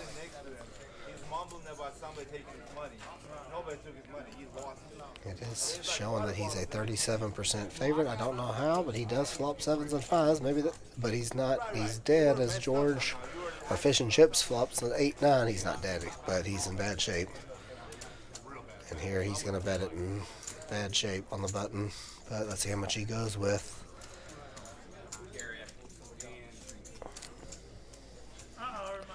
Sevens and 5s, and he's got a gutter to the 8. He's going to get the bad news here. This Fish and Chips is going to pop a doodle doo. And now, how do you feel about it, Monkey? And we're going to see Monkey's tilt factor right now. Because if he puts it in right here, then he is reaching. I don't know what Fish and Chips has done yet. Oh, I'm sorry, I thought he already potted it. I'm just assuming that's what he's going to do. As expected.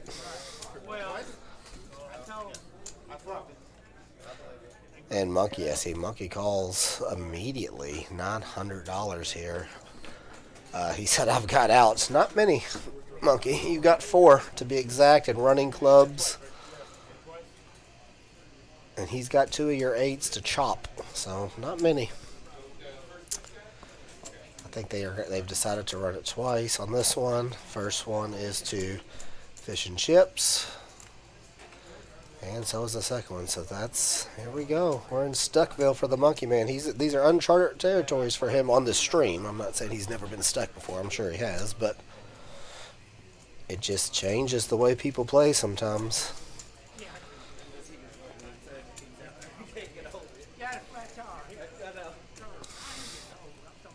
That's me telling Big Sims out there 15 minutes ago that your son is here to fix your flat tire. He said, I know. I'm getting old. I hit a curb. He said, never done it in my life. Here he goes.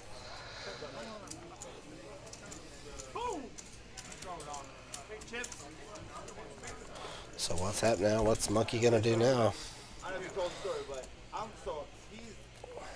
between me and Sean, there's Fran. You know Fran, right? So we've had 3 pretty decent pots so thus far, and the Monkey Man's been in all 3, and he's been on the losing end of all 3. Bad day for him.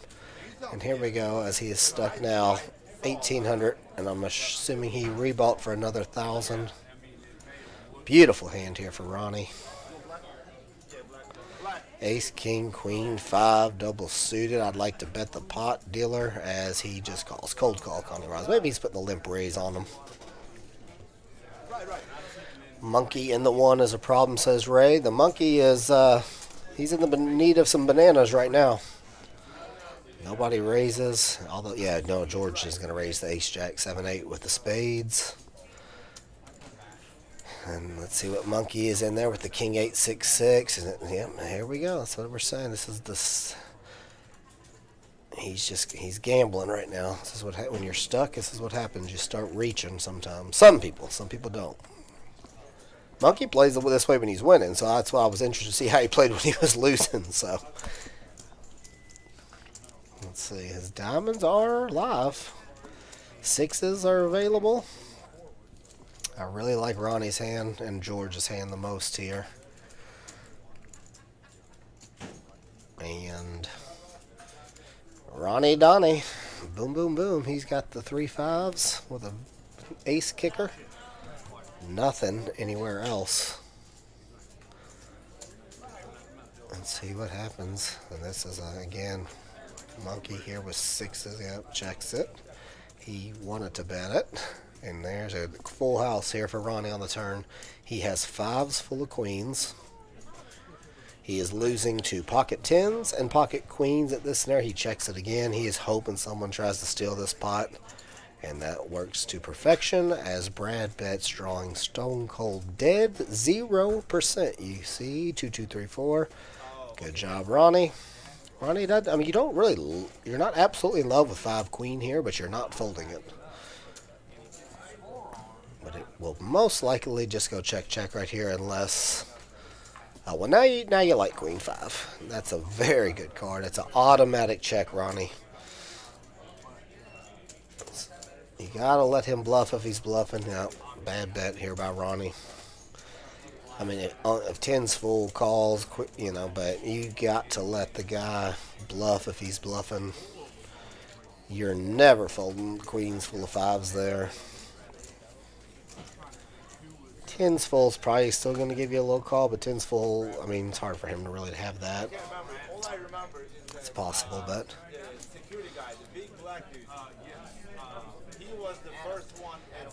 I think it would have went check check on the river anyways, but same result for Ronnie. Bet fold, but at least when you check it, you give your man a chance to hang himself. Lucas Emerson. Hey, Mitch, this is Luke that plays PLO Ultimate. What's up, Luke? Is there a reason they don't play Winter Straddles? I've played this game every way there is to play it, blind-wise, and Winter Straddle is best. No, I don't know. I mean, they'll basically do whatever the table agrees to, usually. We've played it here with a rock already, off-stream. We've done $5 rocks, $10 rocks. So that game is here. It's just for some reason, I guess the stream has decided to go 5-5 where most people are button straddling. It's not mandatory, though. But I'd say 70-something% of the people, 75% of the table straddling, I think. I think almost everybody is at this point. I like winter straddle myself, too. But I was talking about the last PLO stream. I was playing in a game after, when COVID was going on. We were playing a lot of home games, a lot of PLO. And we did no blinds, but you had to straddle the button, minimum 10, up to a quarter. And that was a phenomenal game. I really liked that game, too. 10-4, I say, yeah. Come play, Luke. Good game, as you can see. But there's been PLO basically every day here.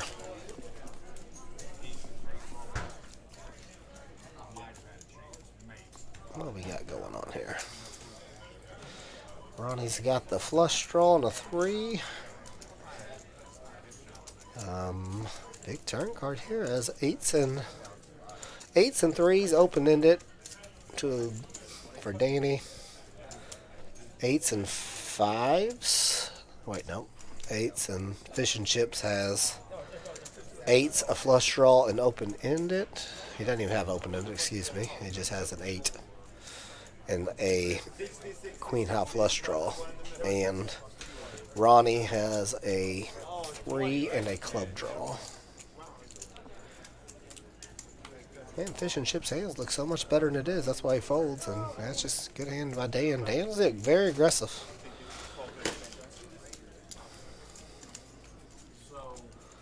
And aggression is it's very important in every poker game, but it's very key in PLO because of, again, it's so hard to just have an unbeatable hand in PLO. So you can just apply pressure on every turn of the card. It just changes so much. And put sets and 2 pairs and strangleholds when the right cards come off.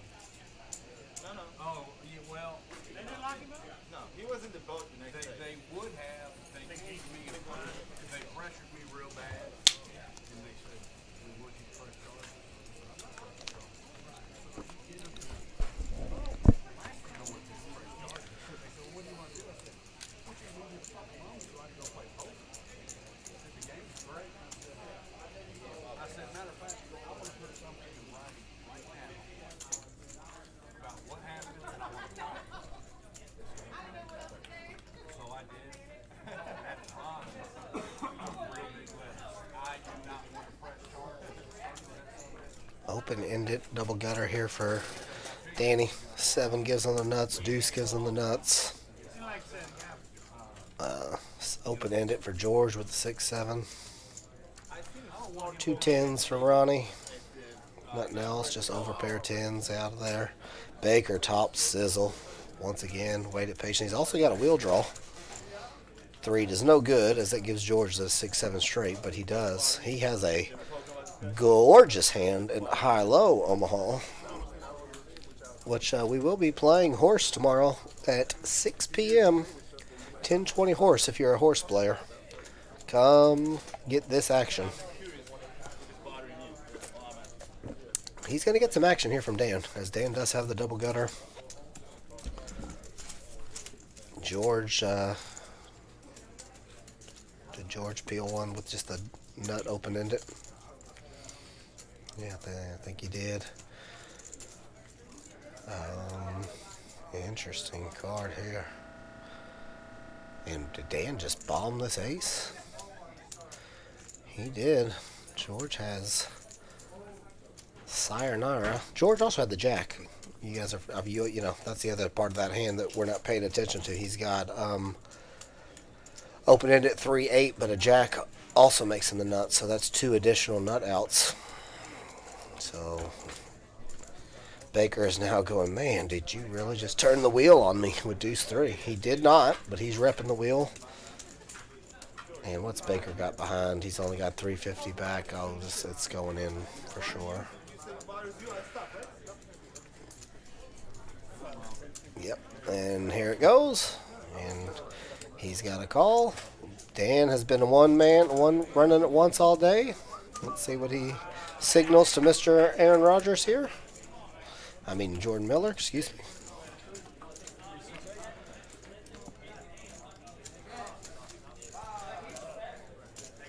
You're not out of the woods yet, as you are dodging a deuce or a 7, Mr. Richie Baker.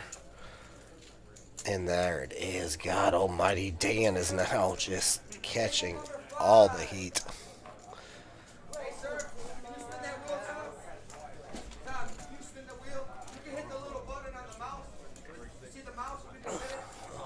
Bad beat for the Baker.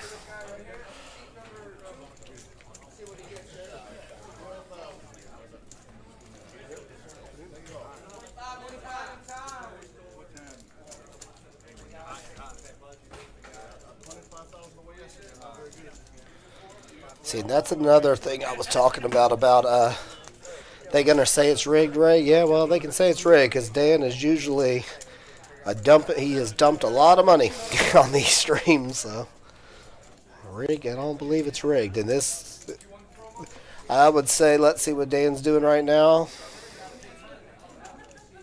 Right now we got Dan up 32.50, and the night is young. Let's see where that number ends up, because Dan is not gonna lock it up or slow down. I know you're just teasing. I know, but I get the joke. But yeah, that's pretty brutal there for the Baker man. He's been playing very good, waiting for picking his spots, gets it in. But my point was with the way Dan decided to play his draw. He decided to turn his double gutter into a bluff on the turn when the straight card gets there. And now Baker, calls, but he prices himself in by betting it as opposed to checking it and then letting Baker pot the turn. And then now you can, get away from your draw. Can't fold once you pot it. So you kind of give yourself a reason to call off, and you give yourself a chance to win. He doesn't have to call with a set of 9s there. Or if he just had like 2 pair or bottom set, he might just let it go. He just happened to have flop top set, so it was too strong to fold. Would I have called the all-in with Baker's hand? In a heartbeat, yeah. I would not necessarily thought I was good, but he had already committed too many chips, and he only had 350 back. Yeah, I'm never folding it. I'm calling. I don't necessarily think I'm 100% good all the time, but I'm not. Once I put, half my stack out there, I'm not folding. So we hope the board pairs. Little did you know, you're actually in, phenomenal shape. But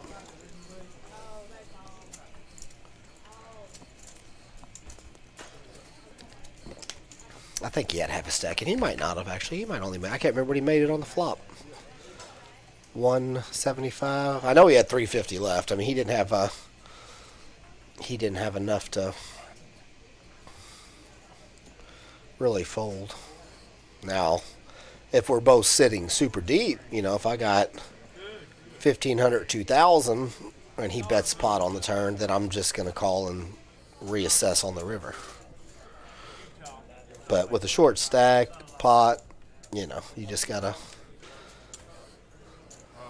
put it in sometimes. That's what PLO does to you. 3 gorgeous hands right here. Fish and chips with ace, king, jack, 9. Ace, king, queen, 10 for Georgie. Queen, 10, 9, 8. Double suited for Brad. Ace, king, 4, 3 for Dan. Looks like aces to him right now. Anything he touches is turned into gold. Big G's in there with ace, jack, 5, 5. Nuts, spades. And we're off. We're off to see the wizard. The wonderful wizard of 5, 6, 7. So bottom set for big. Oh, here we go. Big flopperoo. We're going to have action aplenty. George has the nut flush draw. Bottom set for Big G and the absolute stone nuts for 8, 9, 10. Brad, he actually has a step up on the straight. He has the nuts right now with 8, 9, but if an 8 comes, he then has the nuts with 9, 10. But this is action flop. Yep, George will be priced in. I'm surprised. They just all call 200, and there you go, Big Sims. That saves George.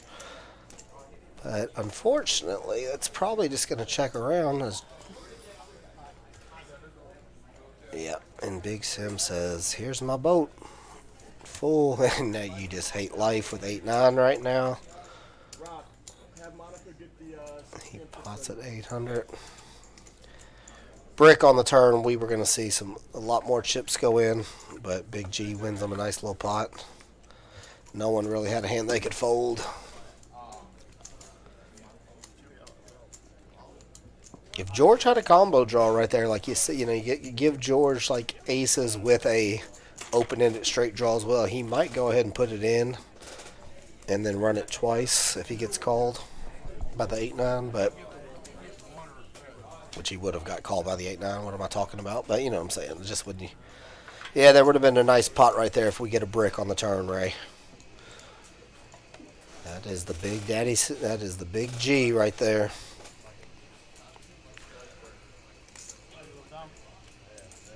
Man, we were in for a big one right there. I think George just reloaded 500 or got change.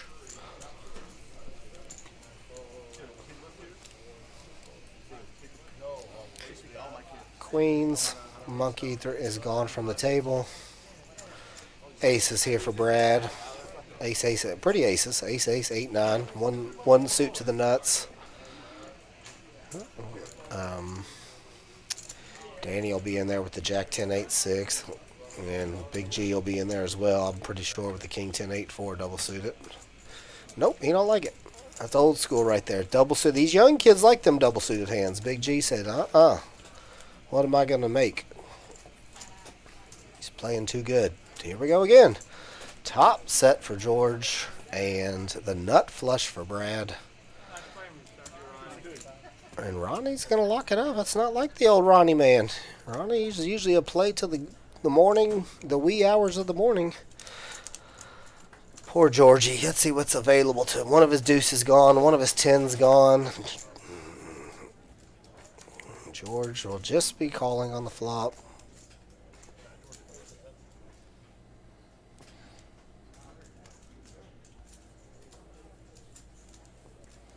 And there you go, Georgie. Get you a full boat. Your turn to get you a full boat.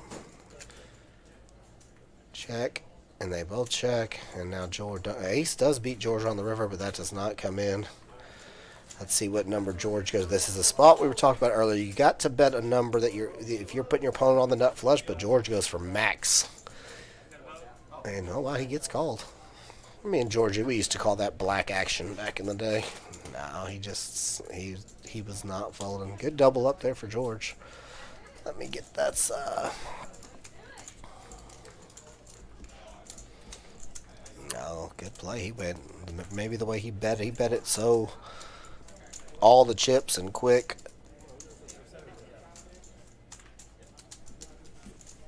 Nice hand, George.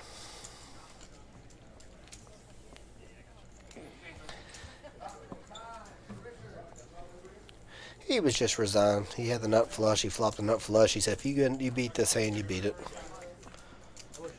And that is a feeling you get a lot playing PLO. You flop the nuts, the turn pairs the board. They don't always have it. Sometimes you have to see.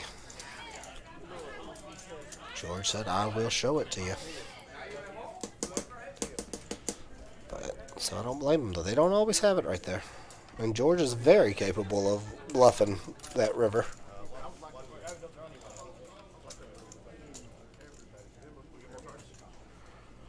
Nice little $2,000 pot to the Georgie. All right, Ray has a... I don't understand PLO preflop action. I understand you want to raise good hands. It's the pot limit structure I struggle with. Just a lot of pot pre. As far as what do you mean? You don't understand how much you can make it to bring it in, or you don't understand depending on the game, it's actually like when you play big PLO, it's not as much pot as you think. Sometimes 1-2 they do gamble and get they just want to gamble and C4 card, see flops and get it in. But you'll see a lot as deep as some of these players are playing. They'll just call with aces pre-flop. As you can see, here's George right here. He's got we got the Queen Jack 9-7 and beautiful aces for George, so he pops the button with ace, ace, ace, ace. Brad has a gorgeous hand here. Queen, Jack, 9-7 clubs. And as you can see, aces are only 72% to win this hand. Check, but in here they just check. George is good. Aces are still good. And they just check it all the way. Aces are good. George wins them another pot. But it really just depends. It depends on you have to take a lot into account, right? Even if you got the best hand, probably if you got ace, ace, king, king double suited, but you're first to go, the most you can do is bring it in for $15, right? In a 5-5 game, or $20.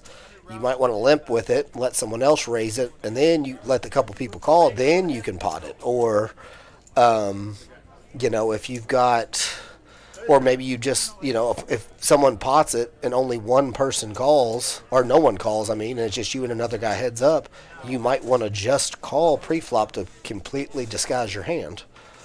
You know what I'm saying? So it's really, it's depending on your position a lot. It's depending on how much dead money's out there. You have to be to the understanding, even if you've got ace, ace, like I said, king, queen, double suited, just a super beautiful premium hand, when you take that to the flop 5 ways, it's, you still got to hit the flop. But if you take it to the flop heads up, you can win that, you can win that hand a lot easier. You can make a pair of aces and win. But if you take it to the flop 5 ways, one pair is usually not going to win. So you've got to figure out ways to fold out players. Gorgeous hand here for Brad, by the way. 10, Jack, Queen, King. Raise the pot, dealer. You have to figure out ways to isolate.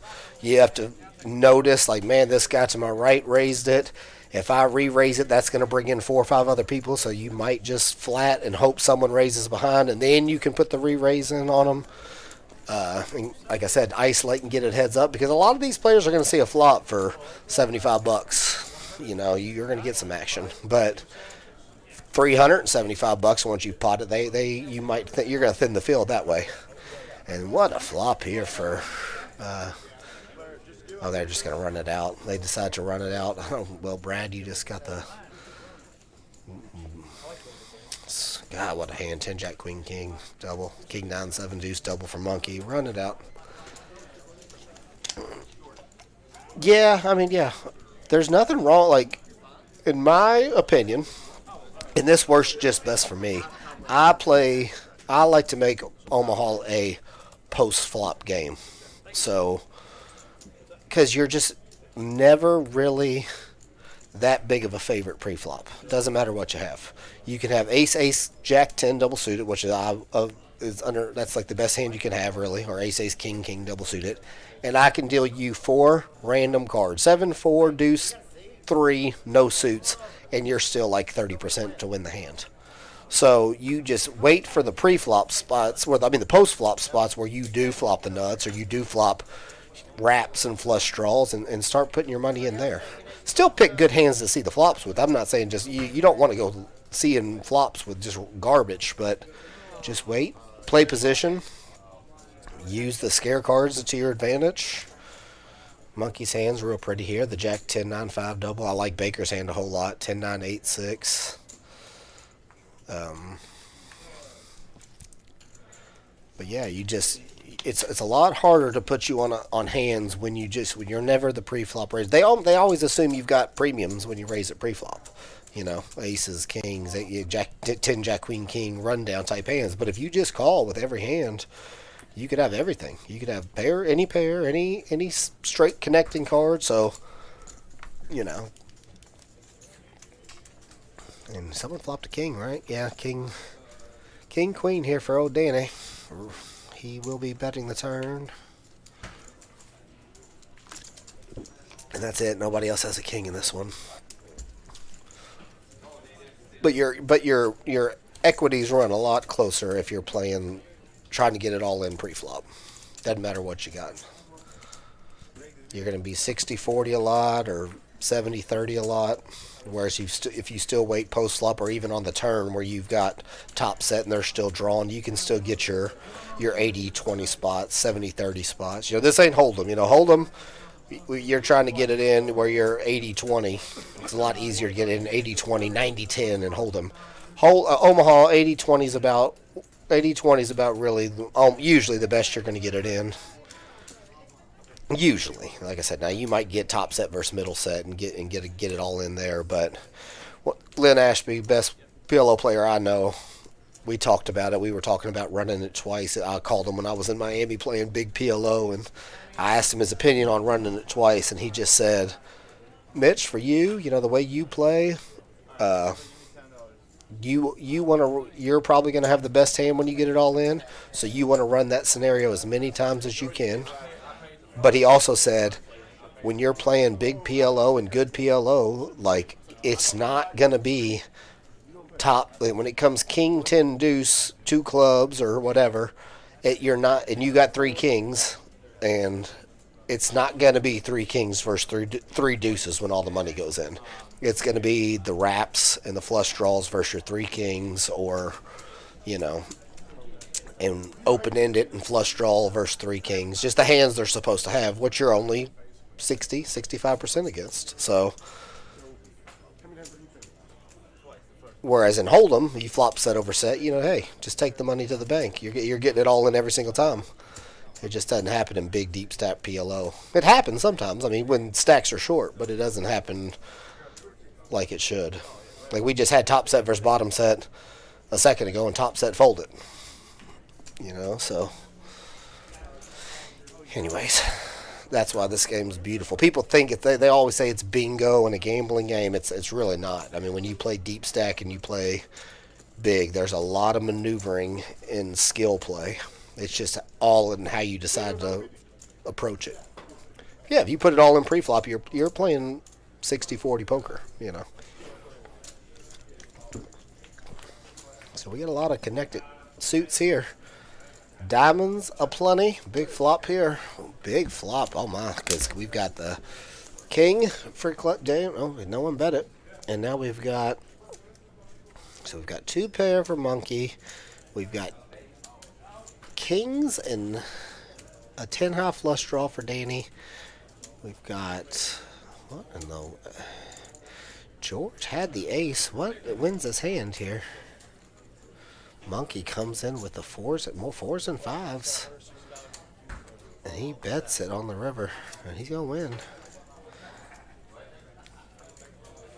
He's not probably betting 4s and 5s as a value there as much as he's got the deuce blocker for deuce 3.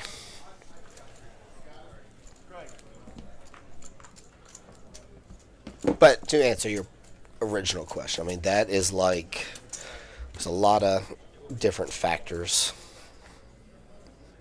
on when to raise pre-flop, when to isolate, knowing that if you pot it first to go with a premium, you're going to get 5-way action, and even though it's a super premium hand, it's doesn't run that well against 5 other people. So figuring out a way to get it down to 3 or less, things of that nature.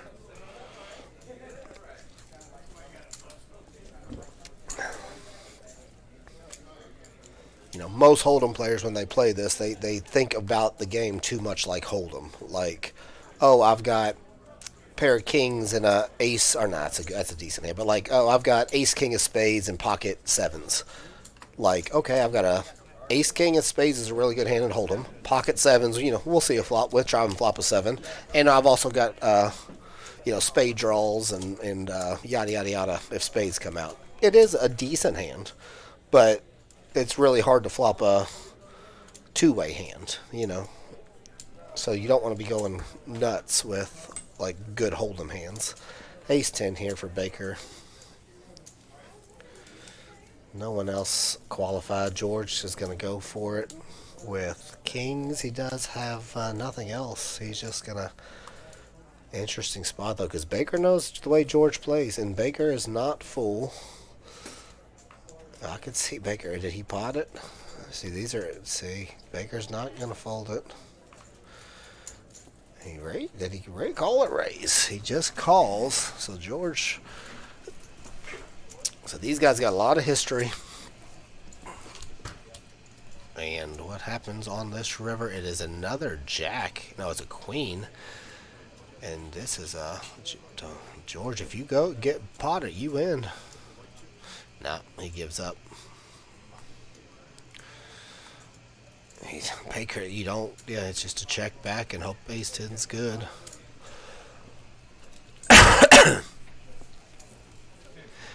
Yeah. He don't love it, but you're good, Baker. Good hand. George now sees, looking at his hand. One more bet would have got it done. See, what Baker's kind of worried about right there is George accidentally making a straight, potentially slow playing a boat. Ace, king, king. If George had an ace in his hand with his 2 kings on his bluff, he just made the Broadway.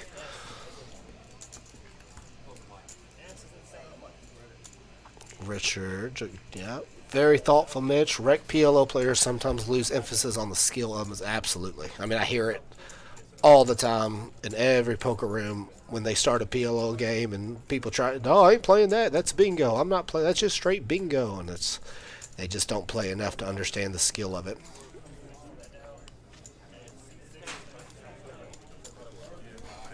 It's just a different game, It's a whole different. It's close to Hold'em. It's just people always say, oh, it's just like you get 2 Hold'em hands. That's not the game. It's a. But trial and error, just like everything else, You gotta learn it. You gotta learn the intricacies of it, blockers and all that fun stuff. But it does boil down a lot sometimes to just knowing your man, If you got a guy in there that plays pretty tight, you can use a lot of scare cards to force them off hands, whether you have it or not.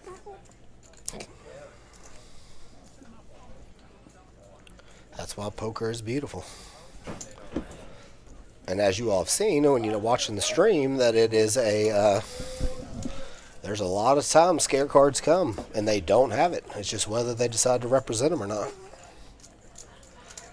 Like George could have probably won that hand if he pots the river, because Richie respects George, and 3 10s with an ace kinker shrinks up dramatically when George pots it on the river. But George is also scared of a boat there. He's also scared when Richie calls 300 on the turn. He knows Richie's got a hand. 10 minimum, boat a lot. He's just trying, so all that factors in. Now it's harder for George to pull the trigger because he just got called 300 on the turn. So what we got here? We got, oh, that's a really good flop for Fish and Chips. He has flopped a super duper wrap. He's got a 6 to a queen. Can't be a spade. Monkey's got open-ended. He's got a 6 or a jack, which would just chop. He's going to get the bad news. As they get it, no, he put it all in. What in God's name is going on here? Monkey is on straight gamble mode. Does he have spades? Does Monkey have spades? No. Oh my Lord, have mercy. Give me the Jack 10 9 7 all day long, as he is drawn dead to a chop. And they're going to run twice. And that is, they're going to chop. Well, no. Oh my God, he won with Queen 9. Wow, no, he is not. He's going to win with Queen 9 twice. Oh, Jack 10 boat. Oh my God, Monkey just got it in so bad. And got lucky to get half his money back. He was drawing to a jack, and he hits it, and there's a jack in fish and chips hands, and he hits it twice. He said I had opened it. Oh dear heavens! Now if Monkey had spades with it, that's not bad, but just that's what being stuck will do to you. It makes you step out on the limb. That monkey's out on a limb. Oh my goodness. Yes, he knows. I'm just needing a jack twice. He is so fortunate to get half his money back right there. He's got 3 outs, and he runs it twice and hits it both, but he unfortunately gets boated up on the other board. What is that?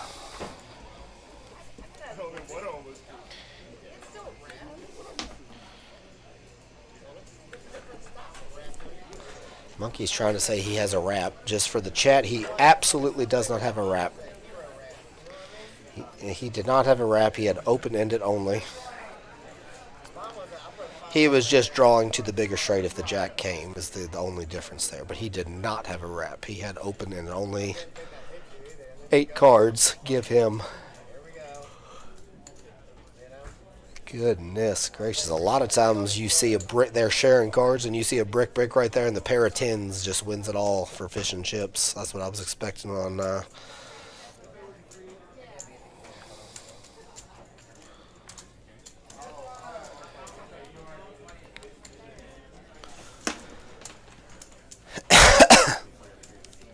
graphic one time. Yeah, plus minus. I got you right after this hand. Justin Mahoney, Mr. Straight. Flush for the other night. Hand of the night. And the top set for Baker here.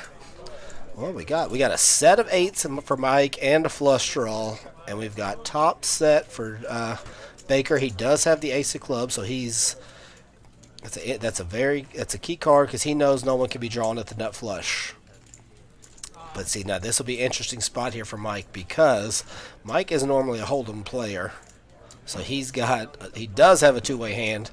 8s are not good. And clubs are, we get the brick of bricks here. And let's see what Baker goes with. He knows he's not drawn at the nut flush, so you can kind of narrow his hand down a little bit. You know, maybe he's got 3 queens. Maybe he's got ace high or a worse flush draw. But he goes about 75% of the pot. He goes 500 into 760. I don't think Mike's going to fold this. I mean, he's still good sometimes with 3 8s here. You have clubs for backup. Baker could have a hand like ace, queen, top 2 with the nut club draw where your 3 8s are good, and now you have the blockers with the 2 clubs. That's what Mike's trying to figure out. I think Mike is going to put it in here. Again, he's also being a hold'em player. Not again. There's a good chance I would put it in here too if I was Mike. He does not have to have you beat currently with 3 aces. Yeah, and there goes all in. Here goes the call. Once or twice he's had 3 aces. Yeah, but clubs are available, Mike. Can't pair the board. So he's got 2 8s and every club but the 4 clubs. I think they decided to run this one twice, and we are getting chips in the middle. These hands are colliding left and right. We've got all in, all in, all in. You guys are lucky. I know how to keep up. That's a 8's full, no good. Aces full is good, and the club, they're going to chop it up. Thank God for running it twice, right, Mike? Yeah, okay. Let's let them get this chip pot figured out, Ray, and I'll hit a little plus minus for you. Luke PLO is made to play 1,000 big blinds deep in cash environment, yeah. But as you know, some people like to do the short stack spin up. I used to be a fan of that as well sometimes. Depends on the table. Depends on the table dynamics. I prefer, in a perfect situation, yeah. But to play the game correctly and what all the intricacies I'm talking about, yeah, I'm talking about deep stack PLO for sure. That's where you can put pressure. That's where you can call with the blockers and put the the nut flush draw, the ace high blocker to work. All right, plus minus, here we go. Danny, $3,300 win. Fish and chips, $1,100 win. Should be a lot more. He should have another 1,000 from Monkey. Mike even. Baker down 825. Baker could have been even right there. George down 1,000. Brad down 1,200. Monkey down 1,700. Should be more as he got extremely lucky a second ago to get half his money back with his quote unquote rap.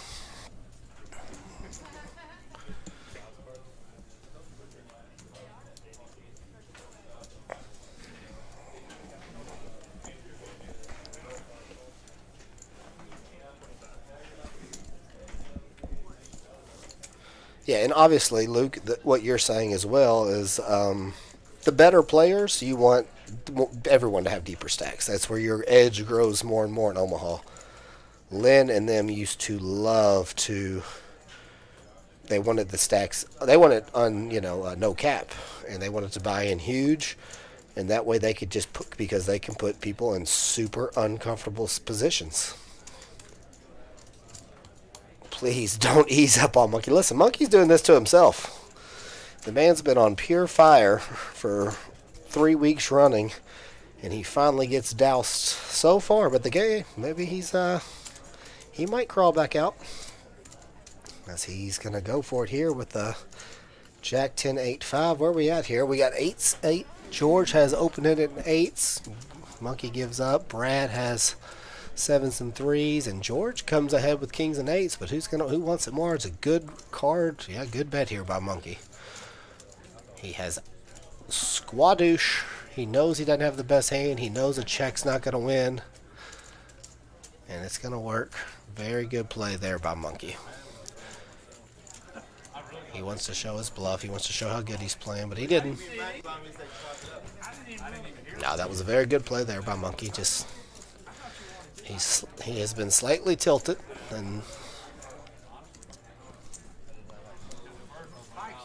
I'm just here to watch Greg go busto. He has gone busto twice, and he tried to go busto about 10 minutes ago.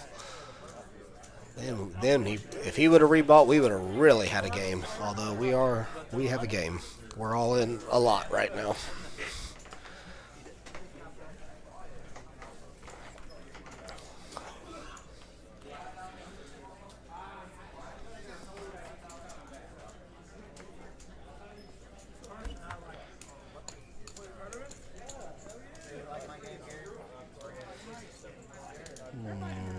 Danny Jack.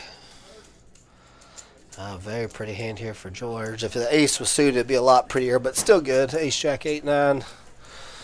You're not going to go crazy with it, but you need the ace to be suited. Jack 9-6 for Monkey. Raising it up to 50 once again. He's the Monkey, Let's see what happens. King 8 deuce, and bottom 2 for Danny. King, just a king for Brad, who bets. I think he just takes it down. Nope. Danny bet bottom 2, and Brad called with a king, it looks like. I'm confused on what have we. I think we saw a turn. Oh, okay. Danny check raised Brad, and Brad folded the king. Got it. And that's what I'm talking about. Bottom 2 in Omaha is not very strong, but as you can see, Dan is not locking it up as he puts the pedal to the metal with it.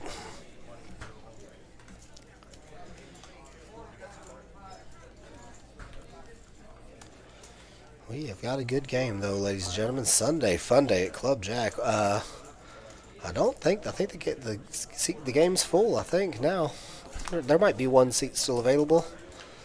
If they didn't have me in here doing commentary, I would be in it to win it. Because look at what they're getting it in with, some of them. Kidding, by the way.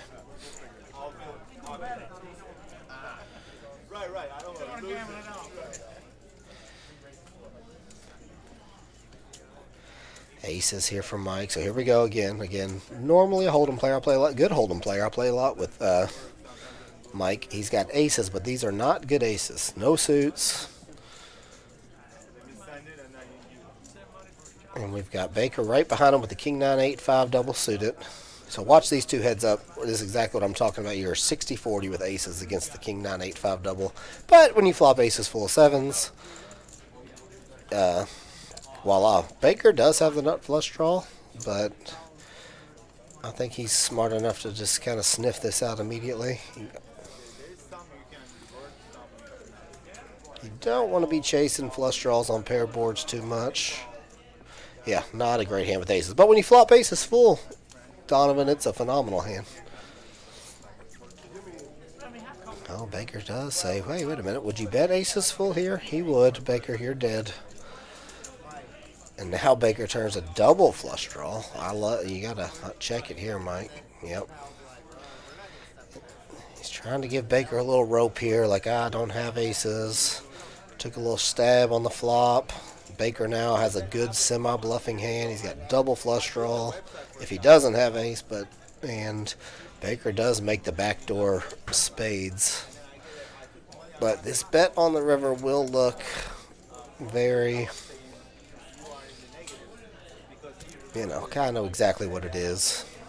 Baker's probably just going to sniff it out and fold it.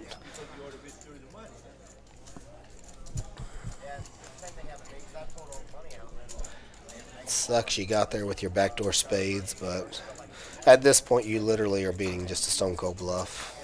Baker, yeah. Baker knows that, shows him. Baker's been playing a long time. Yep, very good fold, Baker. I guarantee if I go out and ask Baker at the end what you think he had, he says ace is full. Or he backdoored the nut ace high flush. One of the two.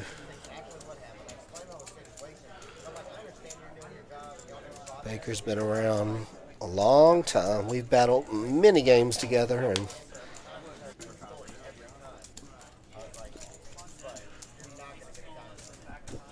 yes, they're asking him. I think Mike just said he had aces full. Baker said, yeah, that's what it felt like. Yeah, that's exactly what it felt like.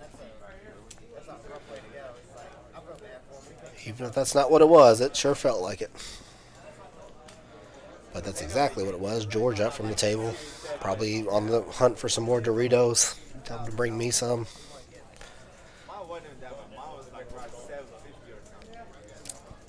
You never know. Club JAQK could order some food here tonight. They do feed the players a lot. They do. They've done Wendy's. They've done Taco Bell. They've done Texas Roadhouse many a nights. All free. Just be here, be in the games, eat good, get some good action. Got a nice little wrap here for Big G, 2-3-4, wheel wrap. Aces in the gutter for Mike, backdoor nut clubs, but got a fold and nobody calls. Big G don't like his little gutter. Aces up, bet, take.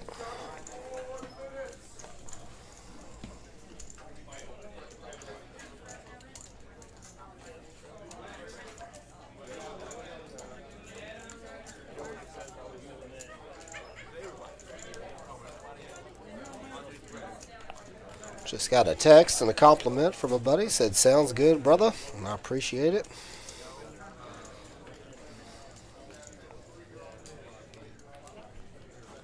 The food truck wasn't great. The barbecue was, but the coleslaw was bitter. Well, I mean, I don't like coleslaw anyways. So, I wouldn't know. But the barbecue was fine. The pork was fine.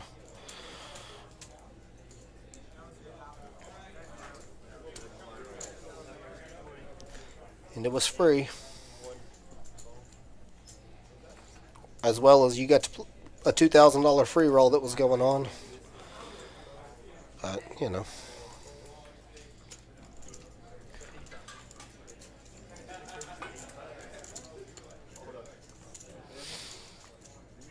Senior Mr. Sims over here, who is the worst player. What's everybody doing with this extra hour today? You know, I was late to this. I thought I was late to the stream. I got in my car. It said it was 3:40, and it was only 2:40. Almost got a speeding ticket. Ace is here. Fish and chips, flops. Yeah, just a nice little coin flip with a pair and a straight draw gutter ball. And there's the straight. I think they decided to check it down. Straight, good. Big G. Ace is up in flames. He made the wheel too. No, he made a six. He made a straight too. 6-high straight, but 7-high straight for. Oh no, they're gonna chop it up. They both have a 6-high straight.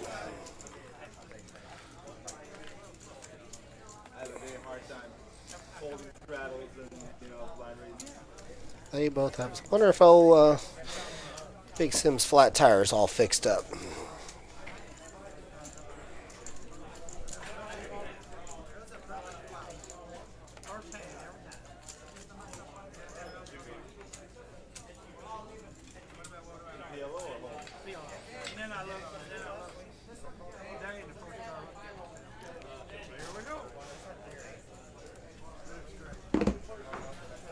Ooh, any good football going on? I'm stuck in the cave back here. I can't watch anything today.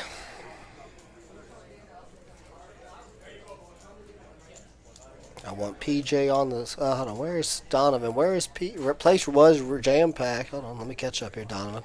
Place was jam-packed. Really good start to the opening, absolutely. Where is PJ? All capitals. I know he ain't still grinding the casino. I want PJ on the stream. That's my guy. PJ's a good dude. I'm sure he will be mixing it up here in the near future. Let me check some of these scores, if anything was exciting here.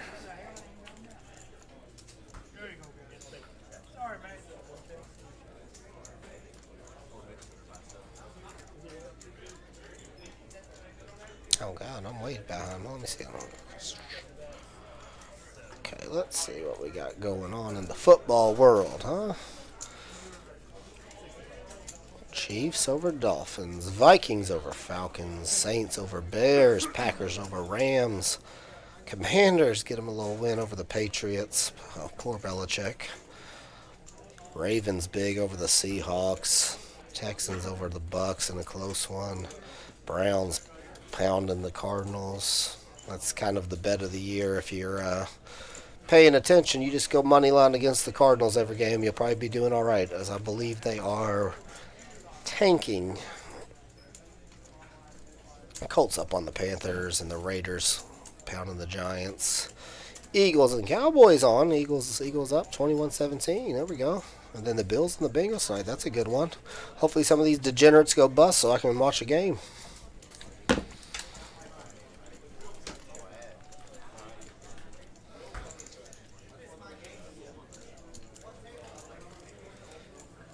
Richie popping them up the nice full can of sugar there, Mountain Dew. Man, there's nothing like, that's one thing. There's nothing like Mountain Dew in a can. A cold Mountain Dew in a can. Mountain Dew in a bottle, gross. Mountain Dew on ice, Mountain Dew in a can, maybe top soda out there.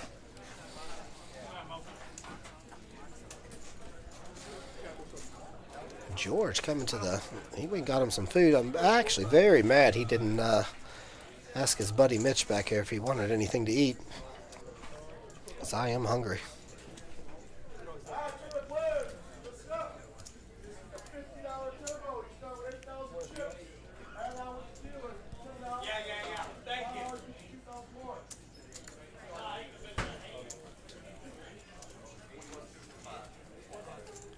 Oh, he got Big G some food. Gets Big G some food, but can't get Big Mitch some food. I see how it is, Georgie. I'll remember that. And that looks like Five Guys, or it's probably Wendy's. I don't want it. Never mind. Wendy's spicy chicken back in the day did used to be Crackzilla, though. But it has fallen off. It has fallen off. It used to be the best spicy chicken on the market. I'm talking 2004, 5, 6, 7 era.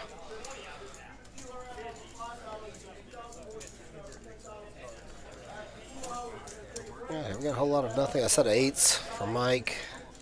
Also got the ace blocker in his hand, so aces less likely 8s and 5s for Monkey. Is he in there battling drawn dead again? Checks. No one has the backdoor hearts. What's going on? We got a gut shot for Brad. Checked over here to Mike. It's a very safe card with a set of 8s. When the ace is in your hand, you feel a lot more confident because chances of someone having aces much less likely. And with the draw heavy board, ace is probably what you would have heard from him back on the flop. So he can confidently bet this turn. Monkey with bottom 2 was dead from the get-go. He's even deader now.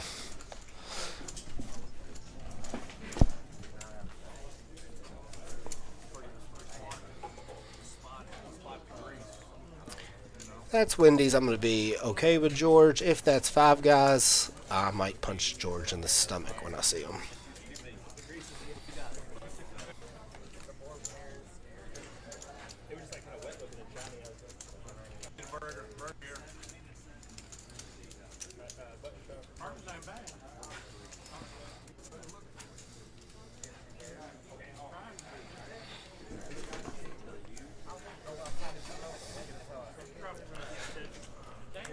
Alrighty. After this hand, we'll see the winning, losing. Nothing's really changed in the last 20, 30 minutes. We were in an all-in fest for a solid 30 minutes there. Beautiful hand here for Brad. If the ace was suited, it would enhance. He's only got 375. He would, I'm sure he would get it all in with this hand pre-flop. I would. Fish and Chips has 3 aces in his hands, and he's got the diamonds. Queen Jack 8-5 for Monkey, and George with a King 7-5 deuce. Bad flop, bad hand. Good flop for Monkey, kind of, but he's got top pair and a gutter. No one really loves this. I like the ace king queen. Brad's got a wrap, and now he turns trip 10s with his wrap. He's gonna bet 125. He ain't gonna get no customers, and just take it down.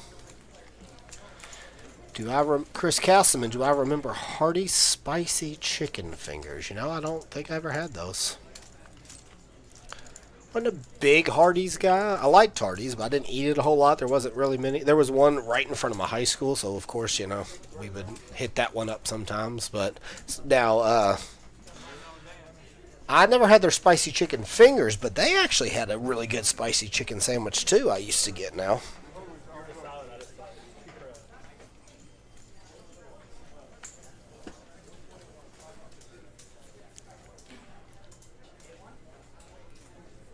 I don't think Hardee's. I don't know. Is there any Hardee's left around here in Louisville? I think they're all extinct. R.I.P. Hardee's.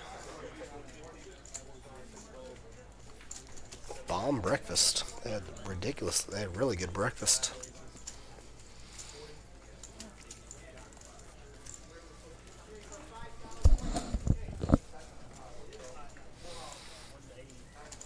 Yeah, I like Monkey's hand here. Jack 987. And Brad gets to put the 3-bet in with aces, suited king. George might. He don't really have that much to gamble with, like behind. So George doesn't. He might not want to call, trying to just win 300 total, but he does. I like George's hand, but again, it you kind of hope the guy has a little bit more chips behind, but Monkey's not going anywhere, and he shouldn't. Jack 987 is the hand that I like in this spot the best. Or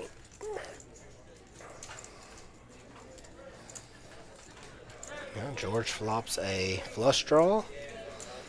All in, says Brad. If you can beat these 2 aces, good luck to you. Monkey's got bottom pair and a bad gutter. George has 3 hearts in his hands, but George does call. They're going to run it twice, and George is going to be... He's got hearts and a pair. So,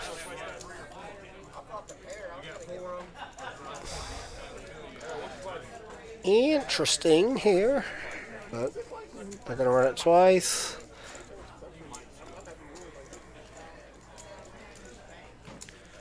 And that's one for kings and deuces there, aces, and then 3 aces, board pairs. Nope, chop it up. George makes a flush twice on the second run and had to fade the board pair. It's a loose little gamble there from George. That burger must have not been that good. Got him tilted up a little bit.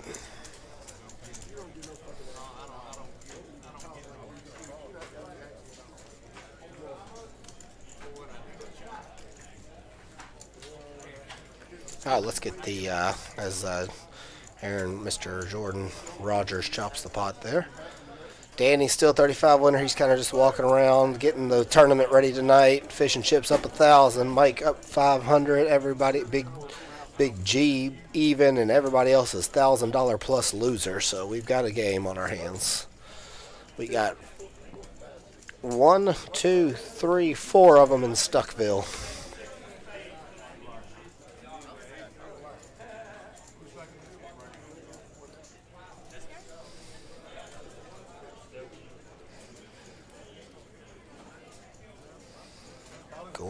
Very, very, very pretty hand for Big G here.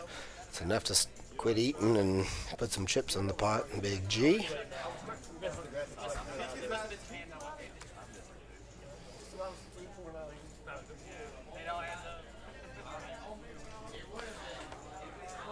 See, Big G's old school. He's it's a beautiful hand, but he knows. I mean, it's still a drawing hand, so he's not gonna raise it quite yet. He's gonna see a flop and make sure he connects good. Which again, that's how I like to play PLO too. You just get, you're gonna find yourself in much better spots.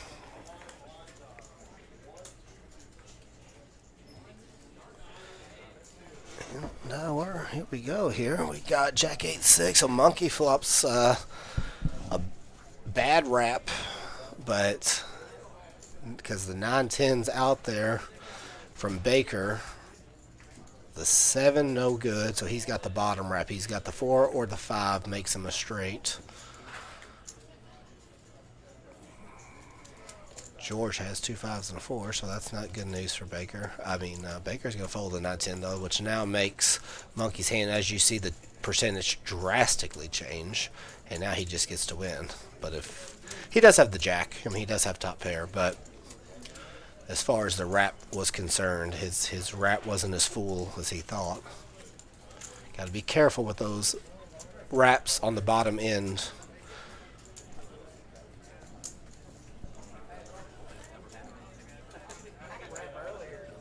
As he say, you hear him talking, oh, I had a wrap, which he did. He did have a wrap. It was just at the right. If Baker calls, his wrap shrinks up immediately by 2 cards. 4 cards, excuse me. Now the 7s do nothing for him besides get him in trouble. So, you know, that's once again the beauty of this game. One player calls, you can lose 4 outs. Baker folds, his percentage jumped exponentially higher to win the hand. Like fish and chips hand here, King Jack 10-7. George is in there with ace 8-6-3 diamonds. Monkey will not be folding the queen 8-7 with the hearts. And Brad looks like he looks like he wants to raise, but he doesn't have a hand that's going to raise, but he's going to call. Brad's stuck. That's what being stuck does to you. He might have wanted to gamble it up there.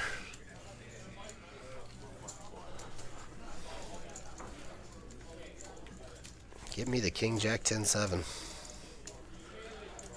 No one has an... Oh, no, that's wrong. George has an ace. George has aces and 3s. Nobody has clubs. Good hand, George. Nobody can continue. Yep.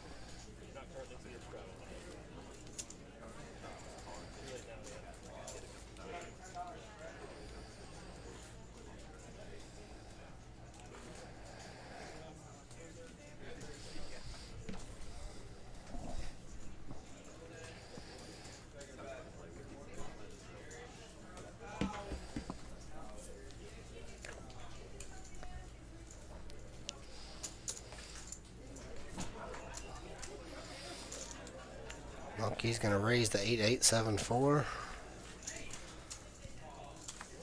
Brad with the ace jack 77, 10977's in there.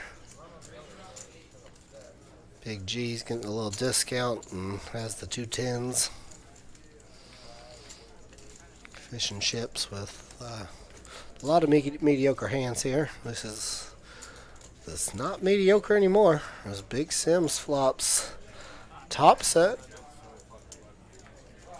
And we have well,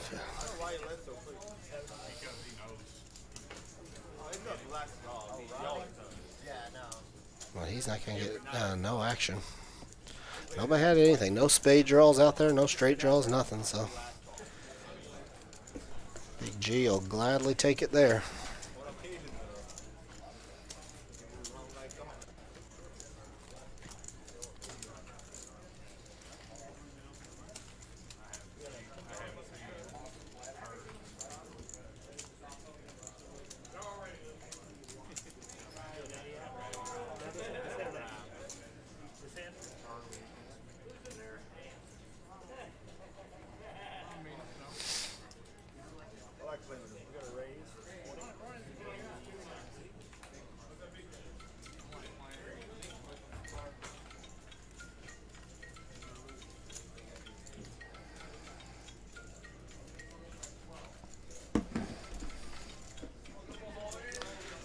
Really love fish and chips hand here. King, Jack, 10, 9, all connected, suited to the king.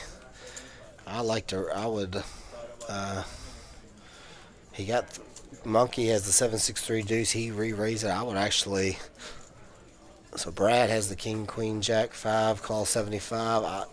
See, these are the spots where I'm talking about. It's a good hand to see anyways, but I almost like, Fish and Chips must have been the original Razor 75. I actually like a re-raise from Fish and Chips. You get a lot of those hands cards that you share cards without. Oh, I like Mike's hand a lot too. King, Queen, 10, 9. King, Queen, 10, 9. That's gorgeous too. So Monkey might bang this flop, but everyone's low, high, but him. Yeah, he does. 3. He might get action from Mike though with a flush draw. No, Mike just folds and yep. Take it down, Monkey, with just a pair of threes and a gutter, but aggression. Very nicely done for the Monkey man.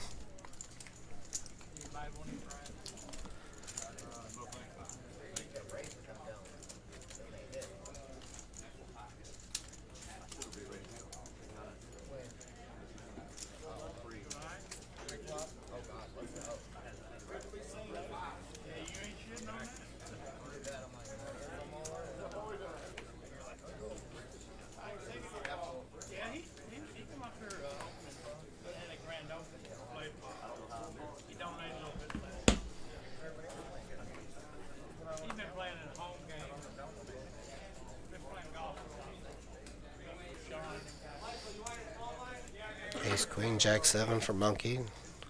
Suited to the ace. Pretty little hand. Brad in there splashing around. Ace 8-8 deuce with a suited ace. Where we at? Up to 50. Monkey brings it in. And Fish and Chips calls as well. And this is going to be good flop for Fish and Chips. They both check to him. He flops a pair of threes, a gutter, Nut flush draw. Nobody has anything to work with, though, as it's just going to be a bet fold scenario.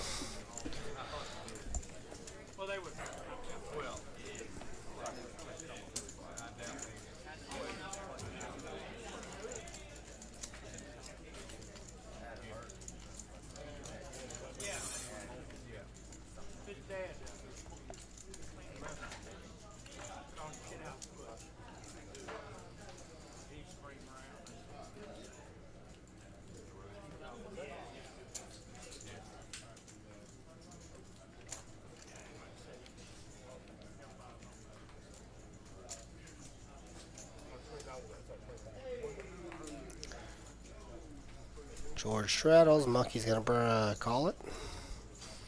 It's a $15 straddle. That might be the max they're allowing. I thought it was a quarter. Maybe it is a quarter.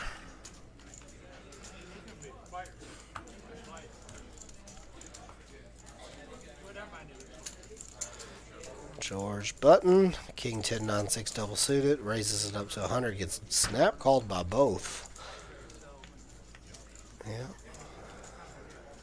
So this is where pretty good flop for George to kind of rep. He's got the gut shot. He's got the 10. Yeah, it's a good flop. I mean, no one's got any real reason to continue. Monkey's got ace, king, 7, 8. He doesn't really have anything, and neither. Yeah, just take it.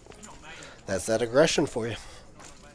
George really only has a 9 in the gut shot, but he's the pre-flop raiser. He gets to tell what story he wants to tell. He had a lot of back doors there in case he gets called.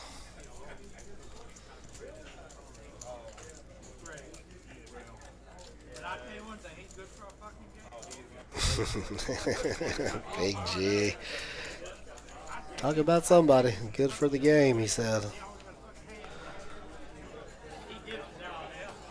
I'm telling you, I can listen to Big G all day long. He's got some of the best stories I've ever heard in my life. He really needs to write a book.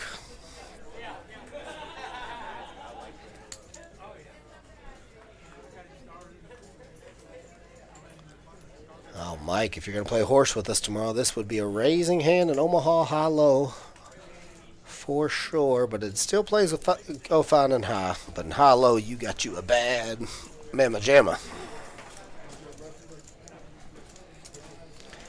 George, another pretty hand. King Jack 10-3 double, raises it up.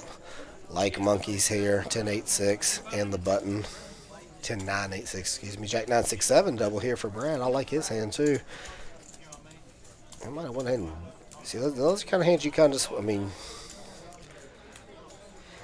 Brad's getting short, so he's got to hit some flops, and he does flop good here. But monkey flops better. Actually, no, he doesn't. This could be a fair fight here. They're going to get it all in. George flops open it with Jack 10 too. He's the monkey and Brad are going to get it all in here. Yep, good. And it's be about a coin flip. As Brad's opening it and better clubs, and monkey's got top 2 and worse clubs. Monkey's 60-40, 63. It's saying 5, 10. Or a club will win it for, and that's nobody. George, what do you got there? There's a club, so they're going to chop this one up. 9s and 8s. A good flop, really good flop for both. Brad did not have enough for monkey to ever even consider folding that hand.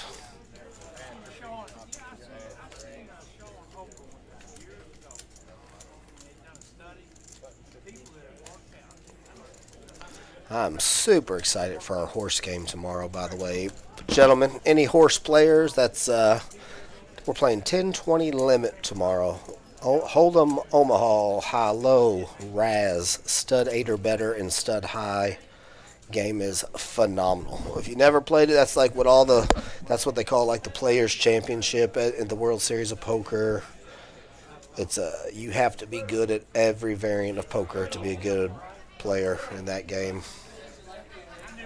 Come play tomorrow, 6 p.m. We've almost got a I know we've got a lot of committed players already. We might even get 2 tables going. It's going to be an every Monday thing, though, so it's a very, very good game, though. Pot, you hear 10-20. It's 10-20. It's the limit, but the pots do get big. You can win some money in the 10-20 streets. Oh, yeah, way down.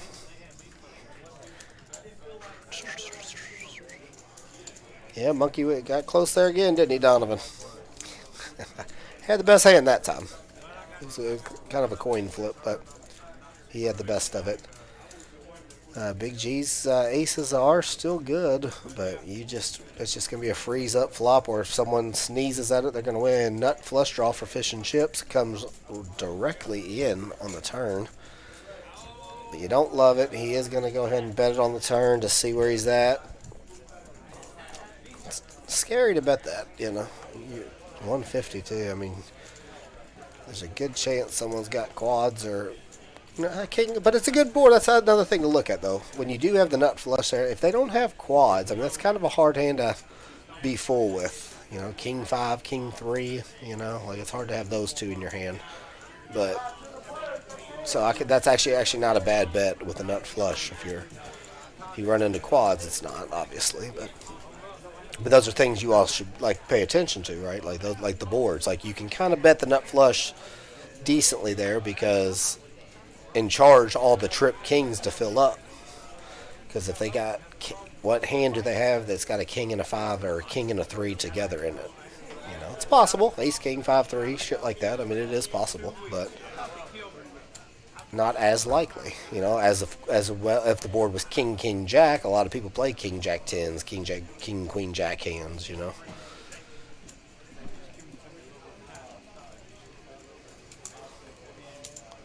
That's another little tidbit for you PLO players that are still learning certain parts of the game.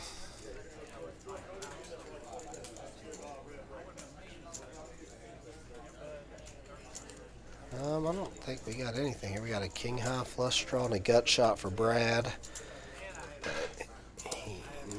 Double gutter for Monkey. In his mind, he's got a wrap. And there's the king high flush for Brad. I actually like a check there from Brad just because Monkey has shown some bluffs earlier. Again, you're either beat with a flush or even sometimes let him think, let's just pretend he had a worse flush there, let him think it's good on the turn, and then maybe he'll fire the river. One way or the other, whether he's bluffing or whether he's got a worse flush or whether he's got the nut flush, you still lose the same amount or win the same amount no matter what.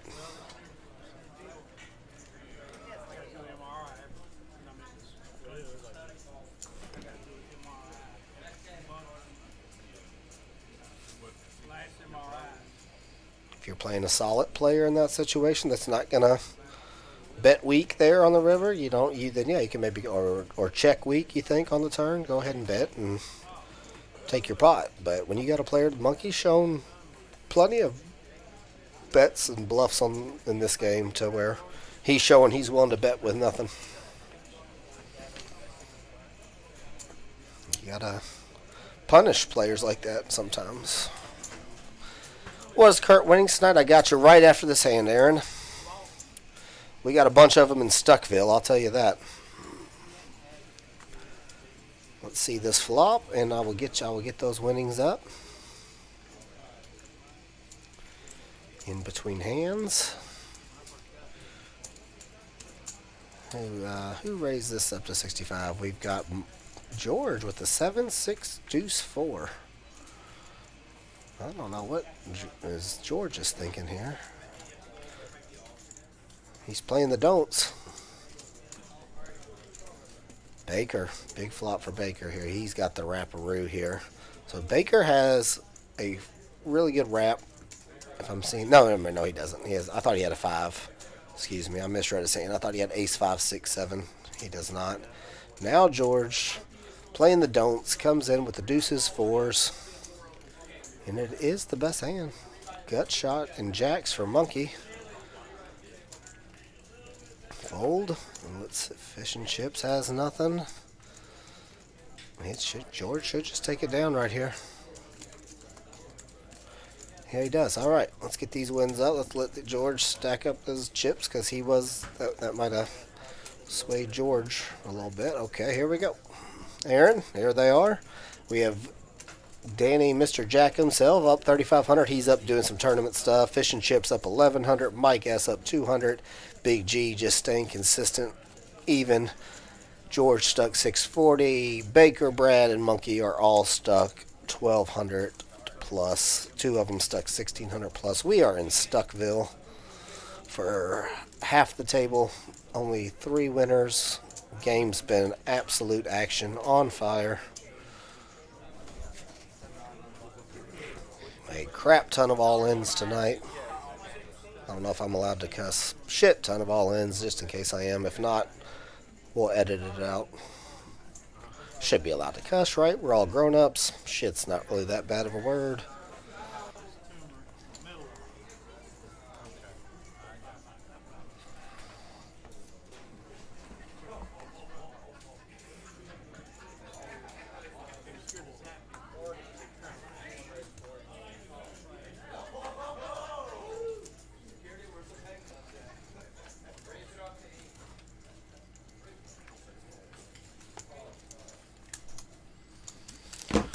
Like Monkey's hand here. Ace, Queen, Jack, 9 double. Baker's qualify. They're all sharing a lot of cards. You could come. They've got some connectivity here. Top 2 for Monkey and for Baker. A gut shot for Fish and Chips. Monkey bets 120. Baker, I'm sure, he's going to go ahead and pop it right now. Now, this is interesting. Again, this comes back to history. He knows Baker doesn't get out of line too much. Worst Baker has here is probably the same hand. Now there is some redraws like an Ace Queen Jack 10 or a King Jack, but so Monkey's gonna peel a card off here. No backdoor. He does have backdoor straight draws, but that's not one of them. Now Baker with the Ace of Hearts, he could.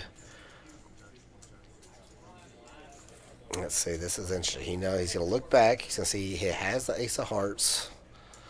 But this is the same situation earlier where George when George was bluffing Baker with a 3-10s. When Monkey calls you on the flop, you can kind of start. If he has a made hand, you don't like it. If he has the King Jack 10 kind of wrap kind of hand, you're okay with it. And that's what he's trying to figure out. And now he's putting Monkey in a really tough spot with aces and queens. Not just because the hand's aces and queens, but also because Monkey knows exactly who Richie Baker is and how Richie plays. So what is he going to bet flop and turn with? And Monkey is, see, he just folds it. And that's a very good understanding of what's going on here. It's a very good bet by Baker. And it's even though they have the same hand, it's a very good fold by Monkey because he knows Baker's. That's about what he's always going to have at the worst. So that was well played all around. Even though Monkey folded a chop, it's not going to be a chop enough times to call right there. But very good bet by Baker on the turn to realize. Again, he realizes he knows who he is. He knows what Monkey's perception of him is. I mean, he would have hated having bottom set right there. Very well done. Both players. Good fold. Honestly, that's a really good fold by the Wicked Monkey. Stuff you guys, again, are when you're just looking at the hands, are like, wait, no, he folded a tie. Yeah, it is a tie. But, again, more times than not, that hand's going to cost you a lot. So, good fold by Monkey, in my opinion.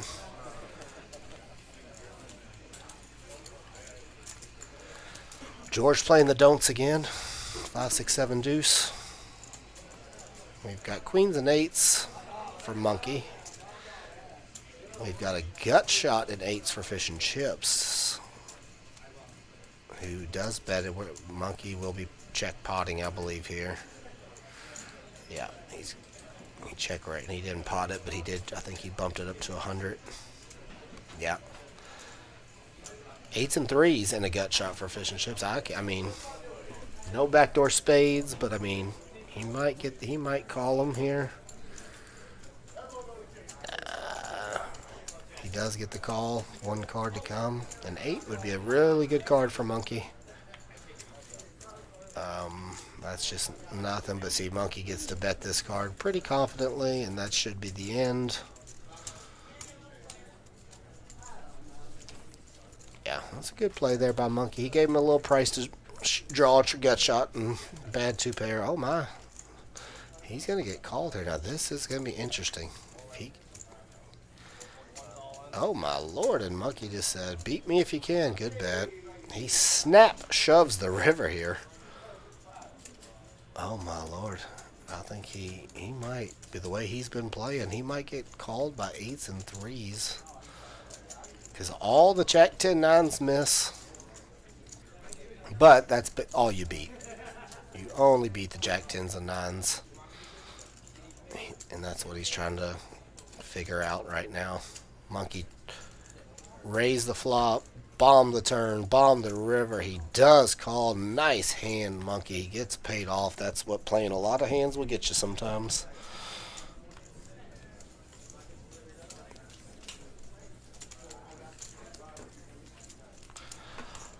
Why would Monkey call flop to full turn on the safe card? Well, Howard, because you don't, when he calls on that flop, all right, he is sending Richie a couple different messages. Again, remember, these guys know each other. They've played a lot of hands together.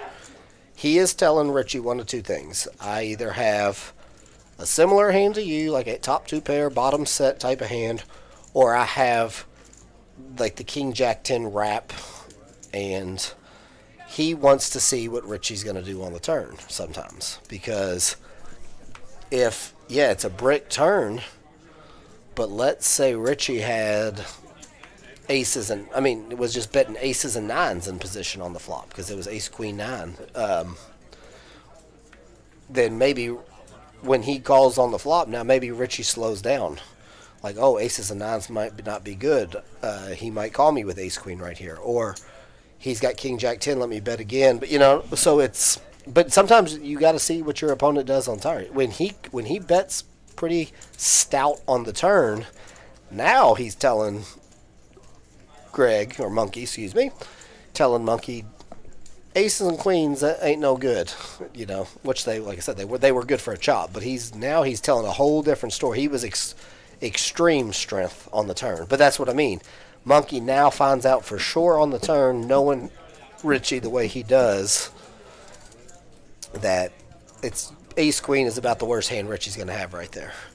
I can't remember, did a diamond turn? I mean, the worst guy, or maybe he turned like he has the King Jack 10 with nut. I don't remember if a flush draw turned or not. So the heart turned, right? Because Richie had the ace, dry ace of hearts. So maybe Richie has now aces and queens with the nut flush draw on the turn, which now even if you had the same hand as Monkey, you're getting free roll to a heart.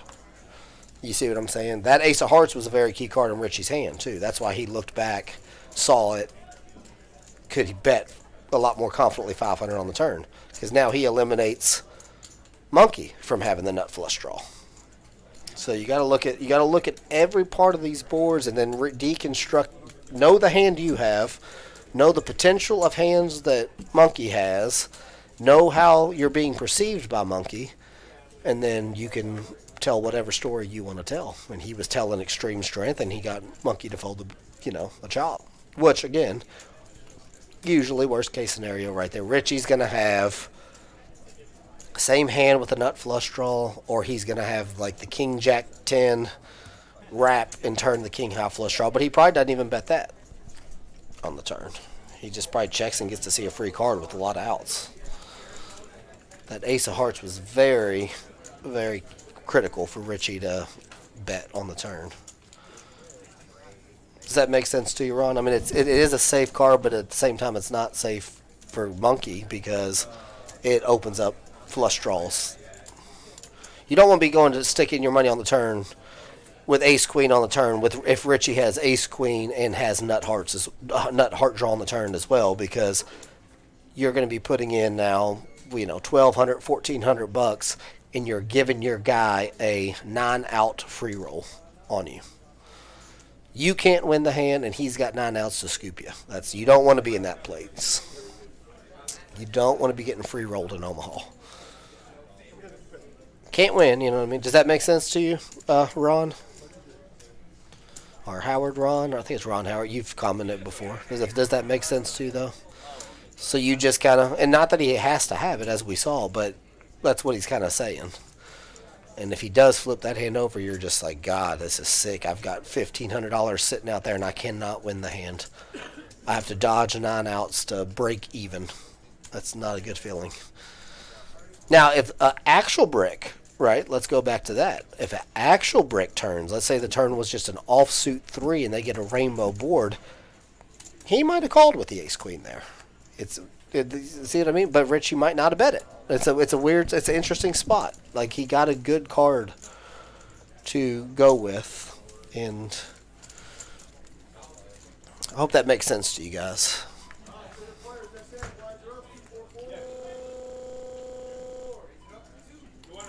That's why very, very freaking pretty hand for George pre-flop there. It's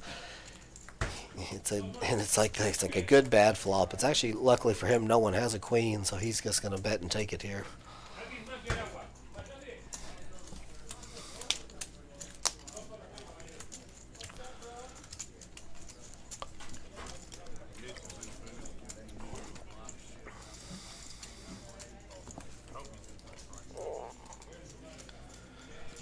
We got a Donovan. Cowboys are down on the third. Oh, shucks. We hate to hear it.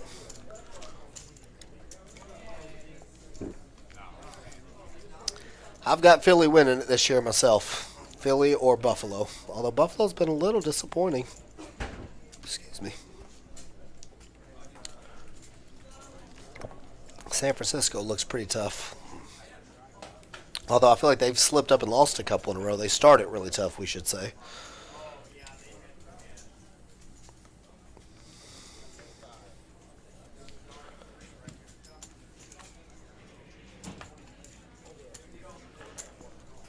Oh, Troy, here he goes. Go, boys, yeah. No boys. It's the same old song with them every year, Troy.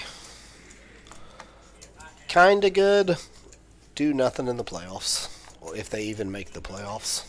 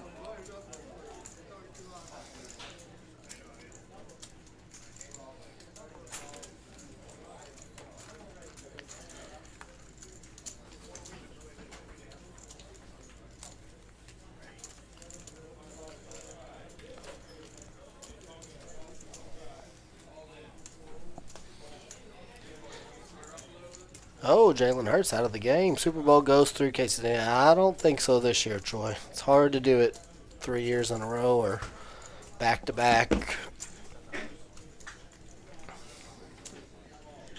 They might get there, but I don't know if they win it, is my point. No, I hear you, Troy. Gotta be loyal. Gotta be loyal. Are you like Dak, or you off the Dak train, Troy? Jalen Hurts took a big shot out for the game. That ain't good. Just concussion, you think? Or are we thinking longer, like a real injury? Even though concussion's a real injury, you know what I'm saying? Like a popped out collarbone or something.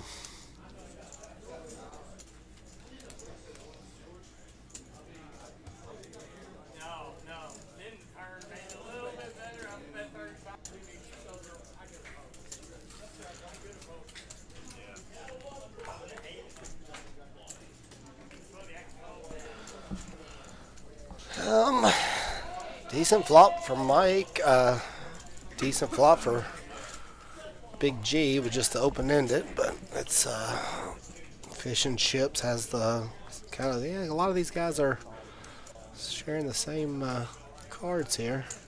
What's Georgie in there with? Georgie's in there with the sixes and deuces and backdoor nut spades. And there comes the nut spades in. No one has a straight with this four-liner here. So let's see if George decides to turn his hand into a semi-bluff. He does. Very well played here. He's got sixes, deuces, and the nut flush draw. Does not. No one has a four. And that's a good, yep, see?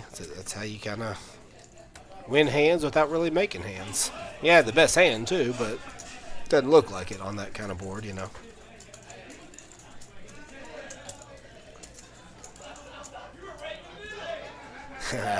Dak is a good teammate, terrible quarterback. Well, not terrible, but I know what you mean. He's not, I don't think he's that guy.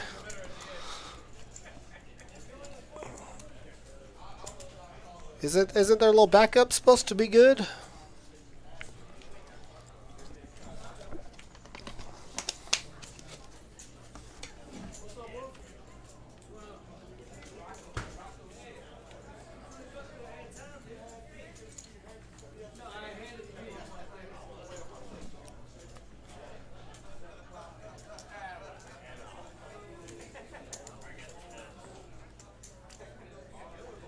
Gotta love PLO. The lowest VPIP, I'll show you guys here in a second, 39%. Gotta love it. Pretty hand there for George here, not suited. Pretty hand for Fish and Chips, also not suited. To the ace, I should say. Everyone's got some playable hands here. Three ways. Sharing some cards. Could get so these are the one spots where they all flop basically nothing. It's kind of whoever wants it first. Good little turn here. George has a George has a gutter to the nuts, jacks, and a queen high flush draw. And Baker gone with just a 6, 6, 7, 8. Can't go anywhere. And now Fish and Chips with the 10 and the can't go anywhere either. George takes it down with some more aggression. Another semi bluff. And those pots add up. You win a couple of those pots throughout, and that's kind of what George has really been doing. He was stuck 1,200, as you can see. I'm going to show you guys right now. He's stuck 1,200. He's battled his way back down to only down 390, and he's twice. He's won those pots just by, you know, a couple $100 just by playing aggressive and taking the initiative.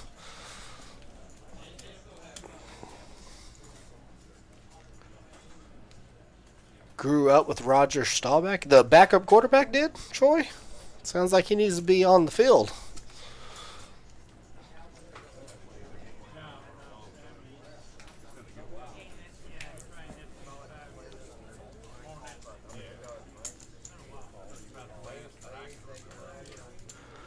Pretty hand for Monkey here. He just calls. No. Yeah, he does. That is an interesting hand there for... I mean, that's a raising hand for Monkey. He raises with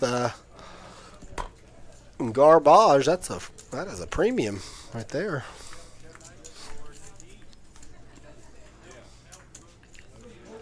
Top set for Mike, and we got nut spades and bottom two pair for Brad, and he's only got 220, so this is gonna go all in here. Once or twice, boys.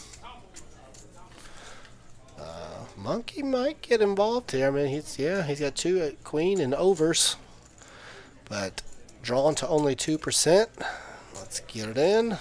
Mike can now isolate. Mike also has spades, but his spades are no good, so he's got a very good hand, though. He's blocking two of Brad's outs. They both are interfering with each other, and now Monkey said, wait a minute, I'm out of here. Once or twice, you're going to run it twice. You're going to be in very bad shape here, Brad.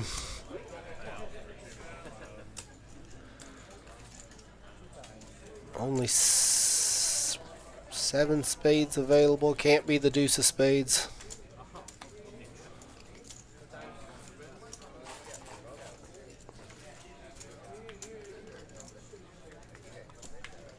Yep, 1 for the queens. And he fills up on the turn. He did turn 1 outer to quads, but queens full on the second run out. Here's the wins after that hand. I'm going to go to the little boy's room.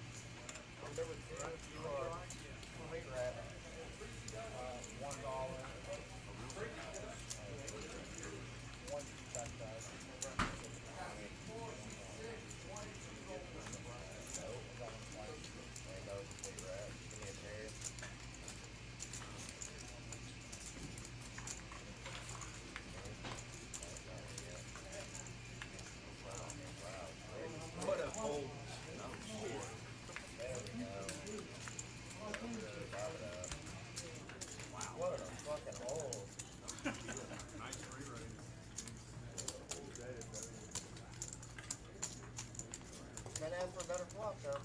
See, that is a wrap. No, you're gonna go with something. That's a complete wrap. It's different. It's different.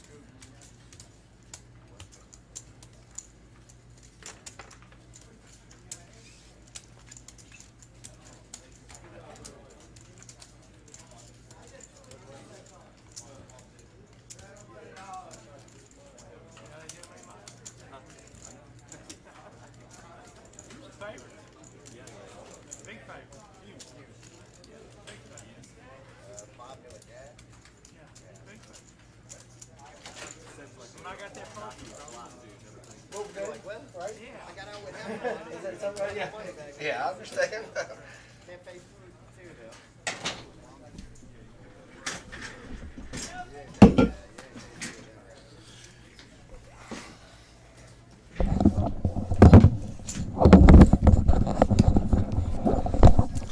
I am back, and I am one happy camper as they did get some tacos from the Mexican restaurant next door. So if you guys hear some chomping, mind your business.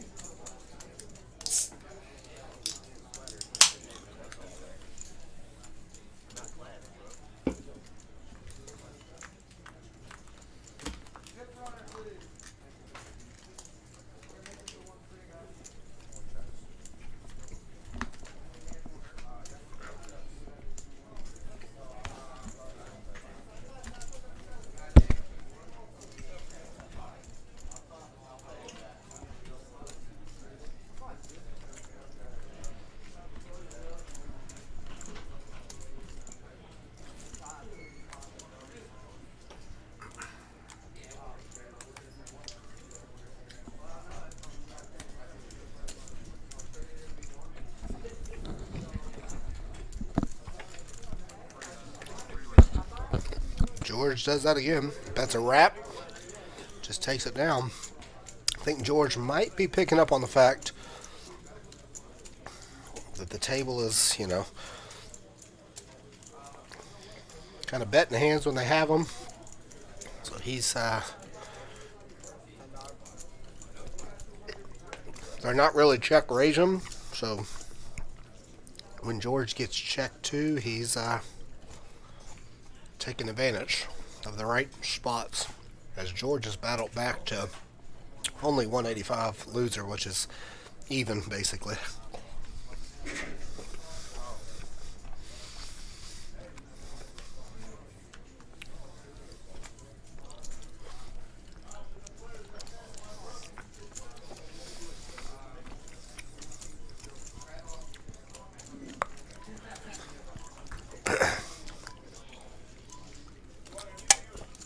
Oh, beautiful hand for fish and chips here. Beautiful hand for George right behind him. These two hands are, this could be another one where they flop nothing and who wants some more? It's a raise and a 3-bet and just a call. So this could be interesting. It could be a total whiff.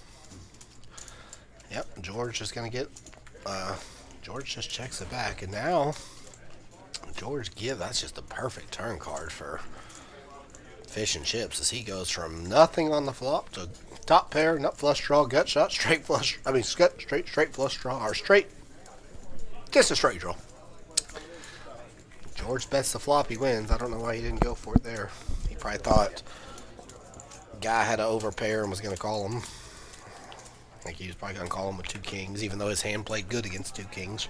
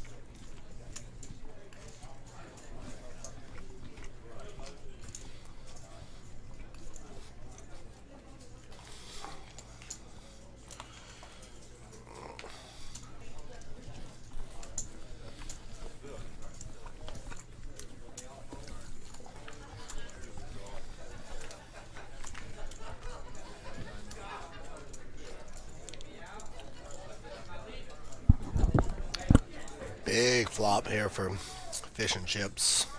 Nut flush draw, open-ended, straight flush draw.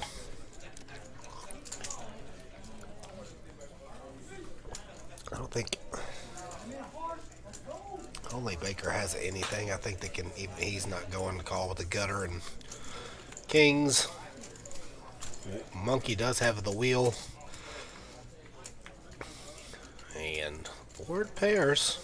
Now Monkey turns a straight flush draw. Everyone checks, and Ace Jack, I think fish and chips and Monkey are going to chop this. No. Excuse me. There's a wheel for Big G and for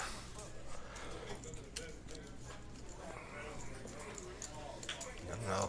He's probably just going to, he calls with the wheel. They chop it up. Yep,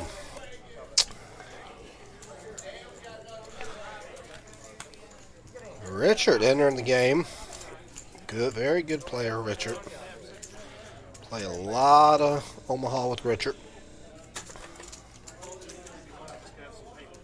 He was watching, so this is the fun part about the stream, right? He was watching the stream live, so he's kind of got a feel for how these guys are playing.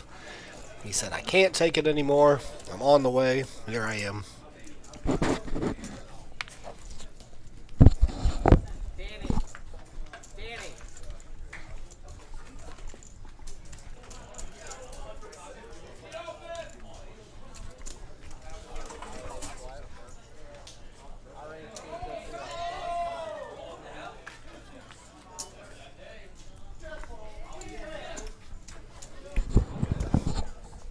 Real quickly,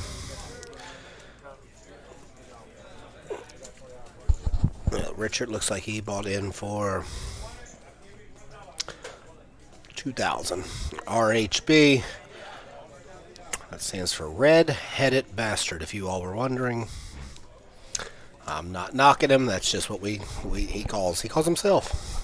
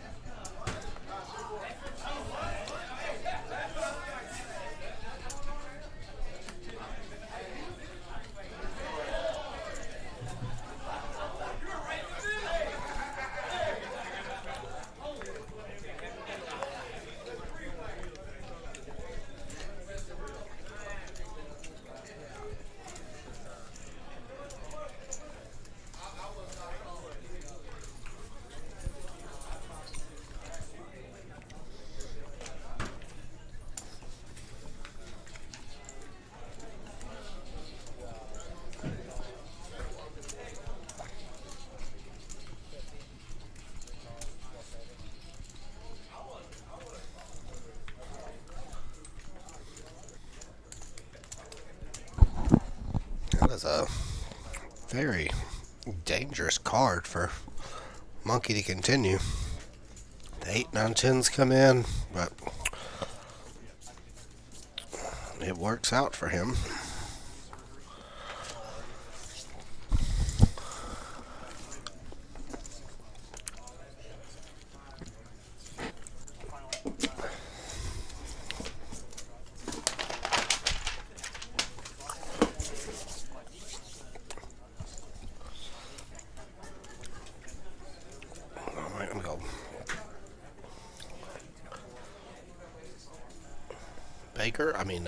Red-Headed Bastard talking about a knee surgery he just had. He said he was first day back and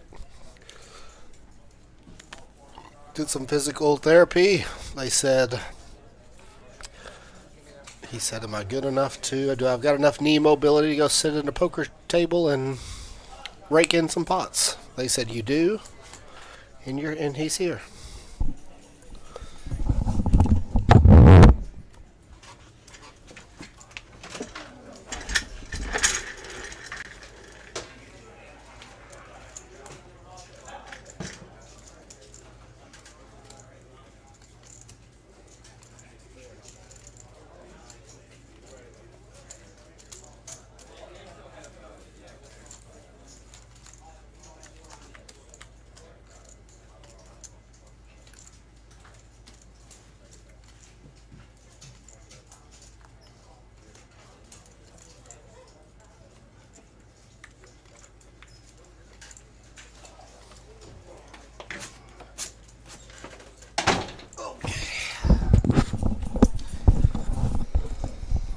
Back.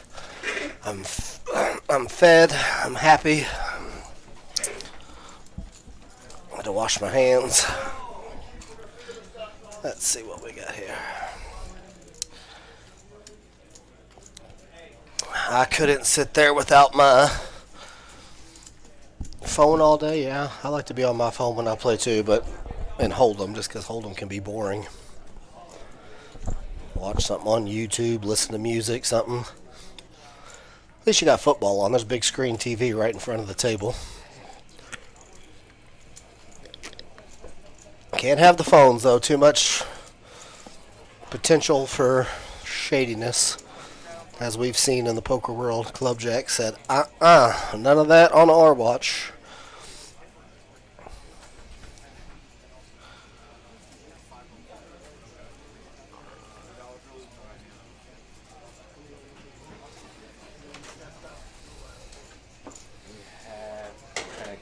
Issues.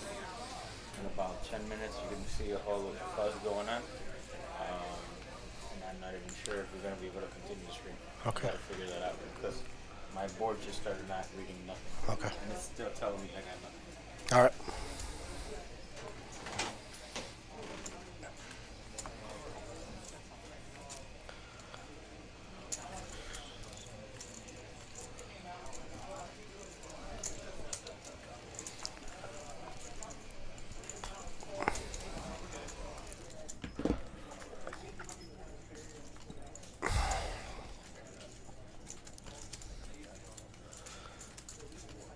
8-5-7 flop here. 9-10s are out there for Big G, open-ended. He's got 2 10s. So yeah, 7s and 5s go in the muck. Just gonna be a bet and take it here for Big G. Take it down.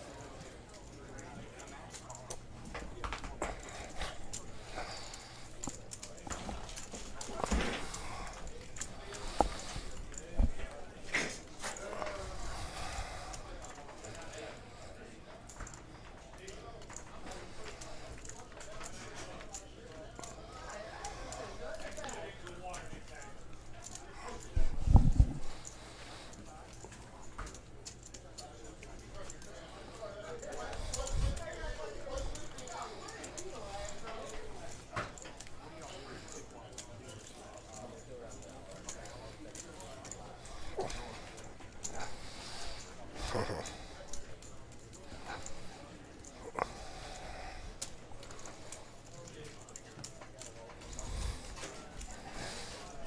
don't know how long this is gonna take. So when you see that happening and you see him switch the deck and the stream, say your goodbyes and tell him we may come back after we figure it out, or no, let's just tell him right now. Okay. It'll take a while. Think it's an internet thing? No, it's not the internet. Okay. It's a cable, something wet, and I can't figure it out right now.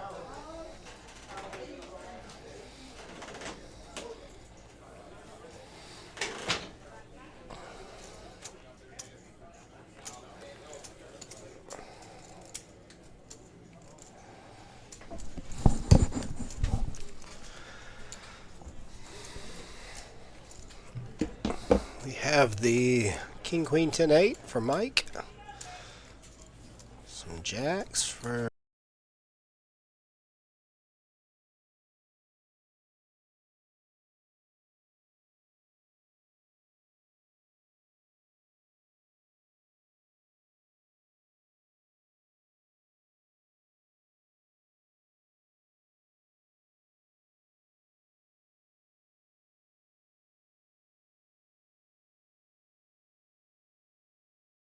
Big G will be all done.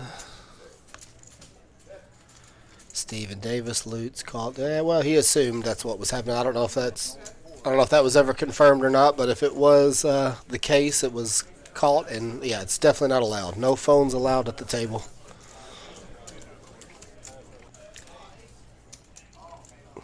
So if you're gonna play on the live stream, let your loved ones know beforehand. Well, hard to get a hold of me unless I go broke really quick.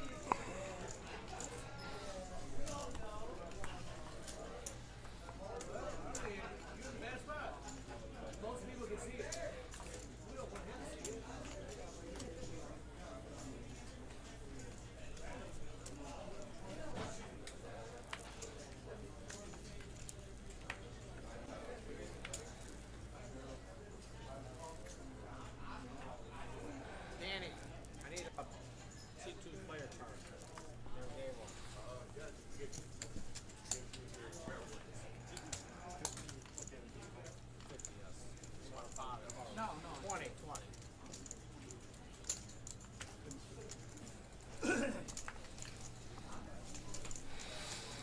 Pretty hand here for the monkey. Ace 10, 8, 9. All right, tournament players, that can. Blinds are up. 366. That can. You hear Dan the Man in the background announcing the blinds going up. Tournament's still going on. I believe you can still come down and get that as well. See if you can take out the unbeatable big boy. I'm sure there's some kind of bounty on his head tonight.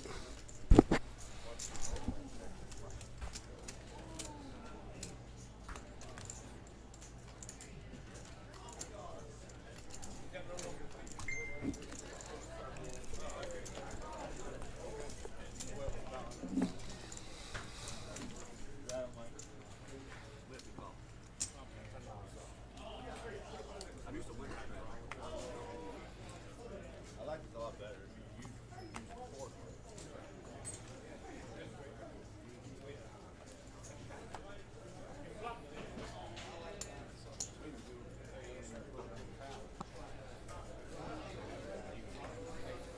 Baker, I don't know if he added. Let's see it. Baker added on. Okay.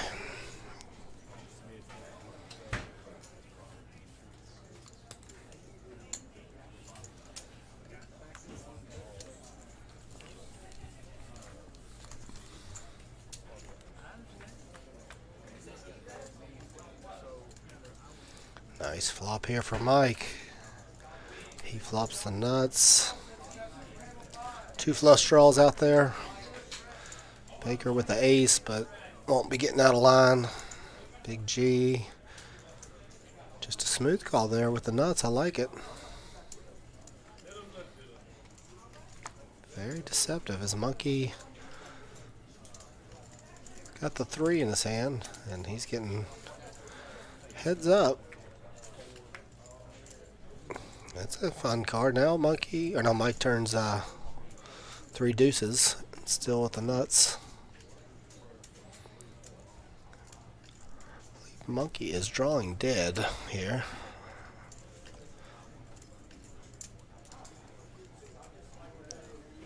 See if Monkeys has a plan of turning this hand into a bluff. That's going to be his only chance.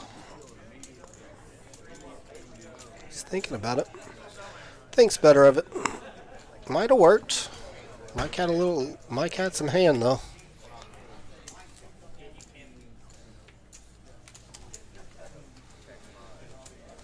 Let's take a little look at our win-loss here. Danny, who's I think away still doing the tournament stuff, up 3,500. Everybody else in the green. Monkeys starting to crawl back out.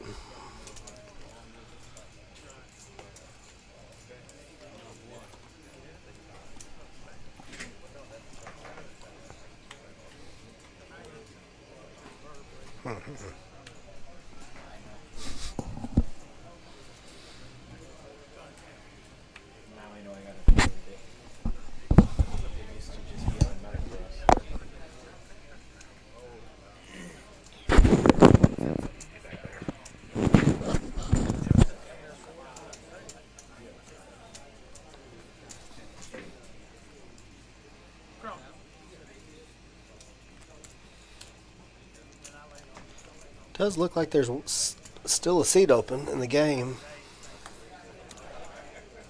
That's how Red-Headed Bastard got in the game. He was watching, he saw a seat open, and eight-handed. 8-handed on the no seat.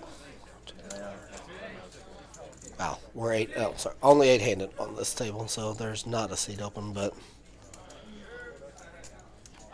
probably will be at some point if you want to play. Action and given hand. Yes, there could be a seat open very shortly.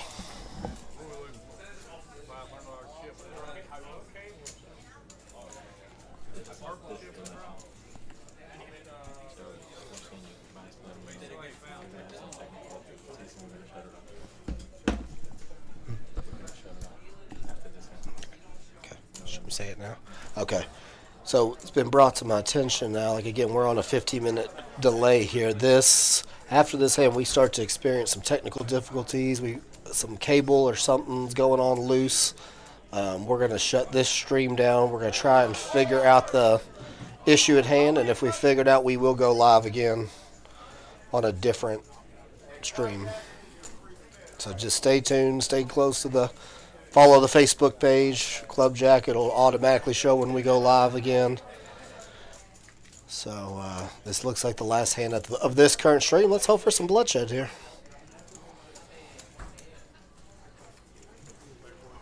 Oh, so we're not seeing the flop here. Okay. Ace. There, I'm looking at it, and then I have to punch it. Okay, so we have ace 8-6 here, rainbow flop. There's a bet from. Okay, so again, this is where we did start to experience some technical difficulties here. That's why the cards are not showing you. And there we go back. George is betting aces and sixes. Open-ended for Baker. He calls the 200 there. Heads up here. And just bingo. Baker turns it. George, nothing going on the turn here. He doesn't like that card at all. Baker fires 600, it looks like. George will be done with this hand, I'm pretty sure.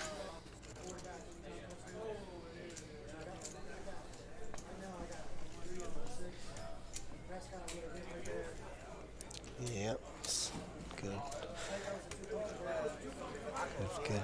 Good hand for Baker. So I think we are. I think we're gonna lose it here, folks. We're watching still, but we're.